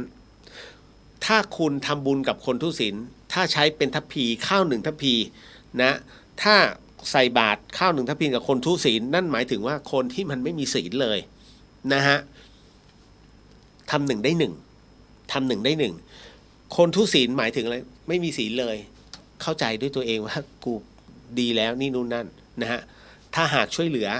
นะทำ1ได้1ถ้าเป็นปุถุชนล่ะปุถุชนนั้นหมายถึงว่าผู้ที่มีศีลบ้างไม่มีศีลบ้างอย่างเราๆในปุถุชนเดี๋ยวหลุดนะฮะแต่ละข้อทำ1ผลกลับมาเท่ากับ100นะฮะตักข้าว1ทัพพีกลับมาได้100ทัพพีแต่ถ้าทำกันกับกัลยาณชนคือผู้ที่มีศีลเป็นอาจีนอยู่เสมอนะ น่าจะ ณตรงนั้นนะก็คือศีล5หากทำบุญด้วยข้าว1ทัพพีท่านจะถูกตีกลับมา 10,000 ทัพพีฮะทำ1ได้กลับมา 10,000 นะฮะแต่ถ้าทำกับเหล่าพระโสดาบันนั้นนั่นหมายถึงว่าผู้ที่มีศีล5และศีล8นะเป็นชีวิตจิตใจอันนี้ถึงพระโสดาบันนะฮะทำ1ทัพพีนะตีกลับมา1 ล้านทัพพีฮะเห็นไหมถ้าทำบุญกับคนที่มีศีล5กับศีล8นะประมาณนึงนะอย่างเขาเรียกว่าอย่างเอกอุเลยคือไม่ผิดเลยนะฮะนั่นคือเหล่าพระโสดาบันจะอยู่ได้แค่ศีล5นะแต่ถ้าศีล8นั้นยังถึงพระนิพพานได้นะฮะถ้าทำบุญกับเหล่าสกิทาคามีทำบุญด้วยข้าว1ทัพพีดังนั้นผลที่จะตอบกลับมาด้วยข้าวนั้น100 ล้านทัพพี100 ล้านทัพพีเห็นไหม100 เท่าจากนั้นถ้าทำบุญกับพระอนาคามีทำบุญด้วยข้าว1ทัพพีจะถูกตีกลับมา 10,000 ล้านทัพพีแต่ถ้าทำบุญกับพระอรหันต์ล่ะใส่บาตร1ทัพพีผลบุญที่ตีกลับมานั้นเรียกว่าเป็นอัปปมาโนนั่นคือ1 ล้านล้านทัพพีนั่นนะฮะเห็นไหมทุกวันนี้เรากินข้าวกันกี่ทัพพีฮะ3 มื้อ8ทัพพีไม่ถึงเลย นะเพราะฉะนั้นเนี่ยท่านถึงได้บอกว่าดูนาบุญอย่างกรณีที่ฝากผม ฝากผมไม่เอาพระโสดาบันนะพระโสดาบันนะคือศีล 5ผมเอาแค่เป็นผู้มีศีลแล้วกันท่านฝากผมมาเนี่ยเท่ากับท่านได้บุญกลับไป 10,000 ทัพพี แล้วผมนำให้กับพระต่างๆสมมุติว่ามีพ่อแม่ครูบาอาจารย์อยู่แล้วถ้าพ่อแม่ครูบาอาจารย์นั้นอยู่ในปฏิปทาของสกิทาคามีนั่นหมายถึงว่าท่านกินหัวคิวของผม 10,000 และท่านได้อีก100 ล้านทัพพีเขาเรียกว่าตีกลับท่านก็ได้2ต่อผมก็ได้ผมได้ต่อเดียวสิ ท่านได้2ต่อผมได้ต่อเดียวก็คือได้จากท่านแต่ผมถวายโดยตรงนั่นแหละเห็นไหมเขาคิดกันเป็นแบบนี้ด้วยตัวตารางผลบุญ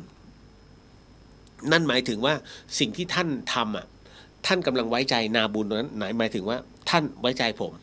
ท่านไว้ใจยานทิพย์ท่านไว้ใจบีท่านไว้ใจคนนั้นคนนี้คนนู้นซึ่งเป็นท่านคิดว่าเป็นนาบุญที่ดีมันก็แล้วแต่ว่าท่านจะโชคดีแค่ไหนถ้าวันใดวันหนึ่งเนี่ยที่ผมไม่รับปัจจัยผมจะรับแต่ทองไอเนี่ยน่าสงสัย นะเพราะฉะนั้นถึงได้บอกว่าปัจจุบันต้องค่อยๆพิจารณาไปแต่ถ้ามีโอกาสแนะนำนะให้ท่านไปทำบุญของท่านโดยตรงดีกว่าเอาที่สะดวกใจมันจะง่ายกว่าแล้วก็สบายใจกว่าเพราะว่าอะไรรู้ไหมเพราะว่าถ้าสมมุติว่าท่านฝากทำบุญแล้วท่านสงสัยแบบนี้มันมีนิวรณ์มันจะกลายเป็นแทนที่จะได้บุญท่านจะได้โรคของความเครียดได้จริงปะวะนี่นู่นนั่นหมดเวลาแล้วเหรอตายแล้วขออภัยเดี๋ยวเอาไว้คุณพิธิพงศ์สวัสดีครับพี่เลียวเดี๋ยวขออนุญาตแล้วกันหมดเวลานะฮะเดี๋ยวไว้พบกันใหม่แล้วกันสาธุสิ่งหนึ่งสิ่งใดที่ผิดพลาดพลั้งไปขออโหสิกรรมนะที่นี้ไม่ได้ตั้งใจหรือมีเจตนาก็ขออนุญาตแล้วกันนะฮะเอาไว้พบกันอีกครั้งหนึ่งเดี๋ยวเลยเวลาสิทธิกิจจาสิทธิกรรมสิทธิลาโภนิรันตราสิทธิเตโชชโยนิจังสัพพสิทธิพระวันตุเตขอให้กิจและกรรมที่ท่านกำลังทำกำลังสร้างจงเป็นเหตุเป็นพระปัจจัยให้ถึงพระนิพพานในชาติปัจจุบันโดยเร็วพลันเทินสาธุแล้วเจอกันนะเอาจริงไม่รู้จริงว่าหมดเวลานะขออภัยครับสู้ได้หมดไม่ว่าเรื่องเล็กเรื่องใหญ่ไม่ใช่ธรรมดา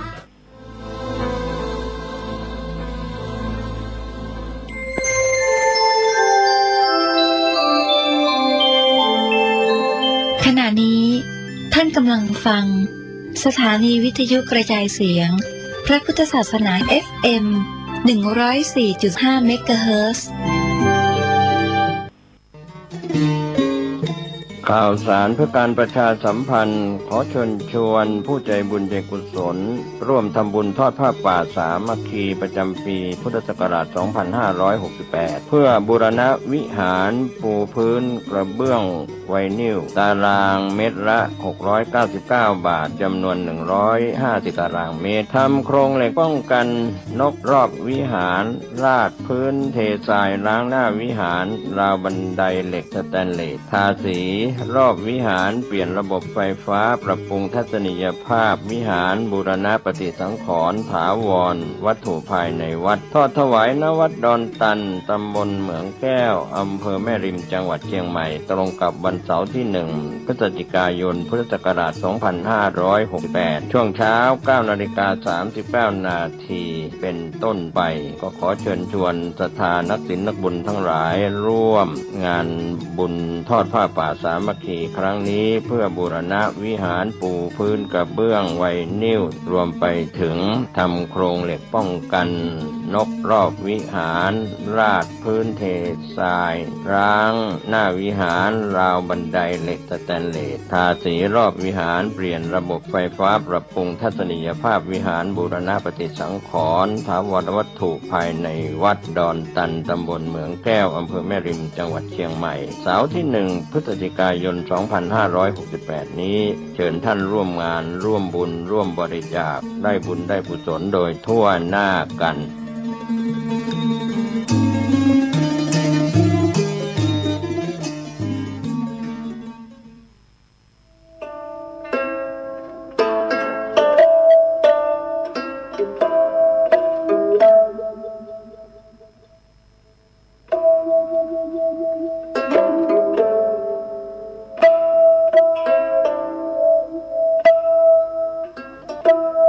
เดิกมาหมาบมอยน้ำย้อยตินก่อนเดิกมาอ่อนจอนดาวมองมนฟ้าง่อมเงาใจไปทุกหย่อมยาวิเวกวังเวงเงียบพักมนุษย์ตั้งหลายนอนในสำนักดักเงียบปิ้งเย็นวอยลมก็บปัดสงัดหายซอยแสงเดือนมอยหลอดลายกิ่งก้านหันวุยวายแสงไฟตามบ้านมะนาวเย็นคิงสะท้อนง่อมงันจับใจป่อไหมยอดมอนมานักหน่วงค้อนหรือดีเสียงลมปัดไม้สอดไซนนทรีเคล้าเสียงดนตรีกวีข้าวเศร้าดังก้องแสนเสียงสำเนียงคนเท่าดิดเด่งปันเมาสะต้านบอกึดหาไผหือใจเหี่ยวม่านปล่อยใจว่าอันตุยลมมีปินหัวจ้างแนบข้างประสมสุขแสนอารมณ์บ่ถามใครได้มีปินหัวจ้างแนบข้างประสมสุขแสนอารมณ์บ่ถามใครได้บ่ถามใครได้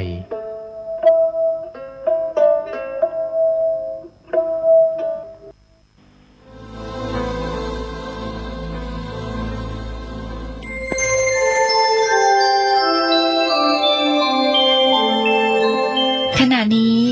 ท่านกำลังฟังสถานีวิทยุกระจายเสียงพระพุทธศาสนา FM 104.5 เมกะเฮิรตซ์ ข่าวสารเพื่อการประชาสัมพันธ์ขอเชิญชวนผู้ใจบุญใจกุศล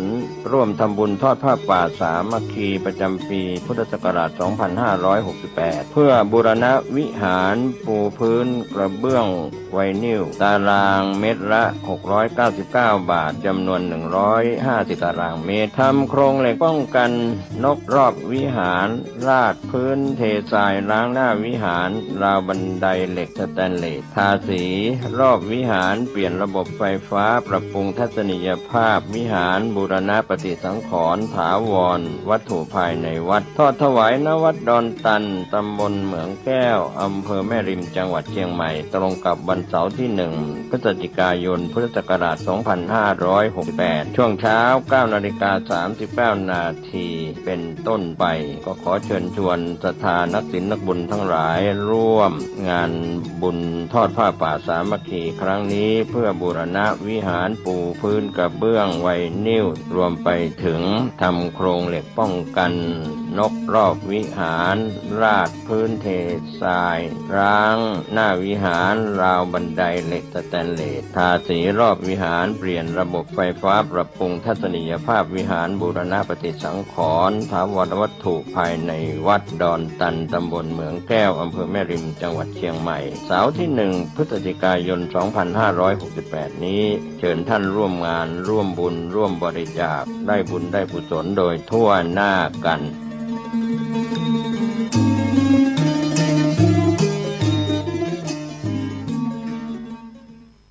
คุณกำลังฟังสถานีวิทยุเพื่อการศึกษาพระพุทธศาสนาและวัฒนธรรม FM 104.5 เมกะเฮิรตซ์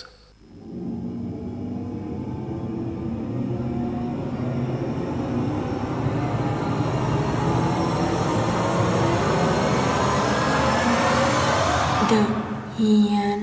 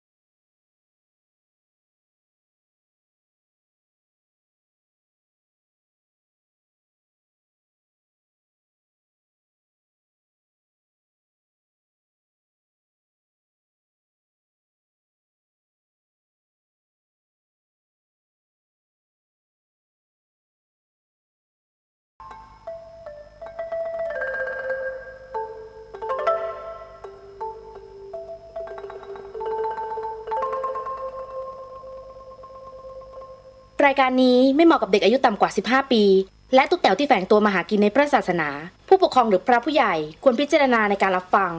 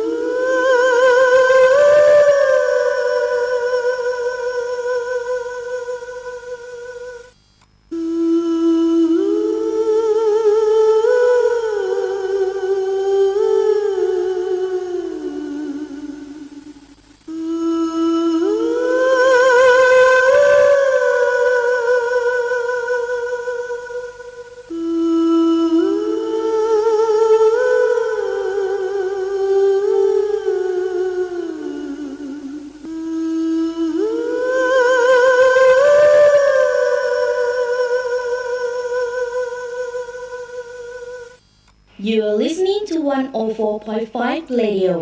คุณกำลังฟังสถานีวิทยุเพื่อการศึกษาพระพุทธศาสนาและวัฒนธรรม FM 104.5 เมกะเฮิรตซ์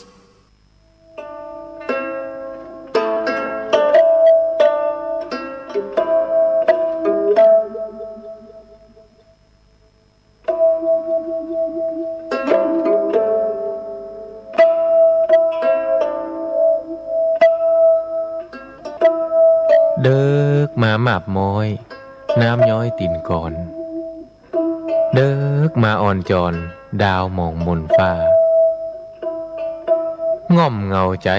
ไปทุกหย่อมหญ้าวิเวกวังเวงเงียบพัก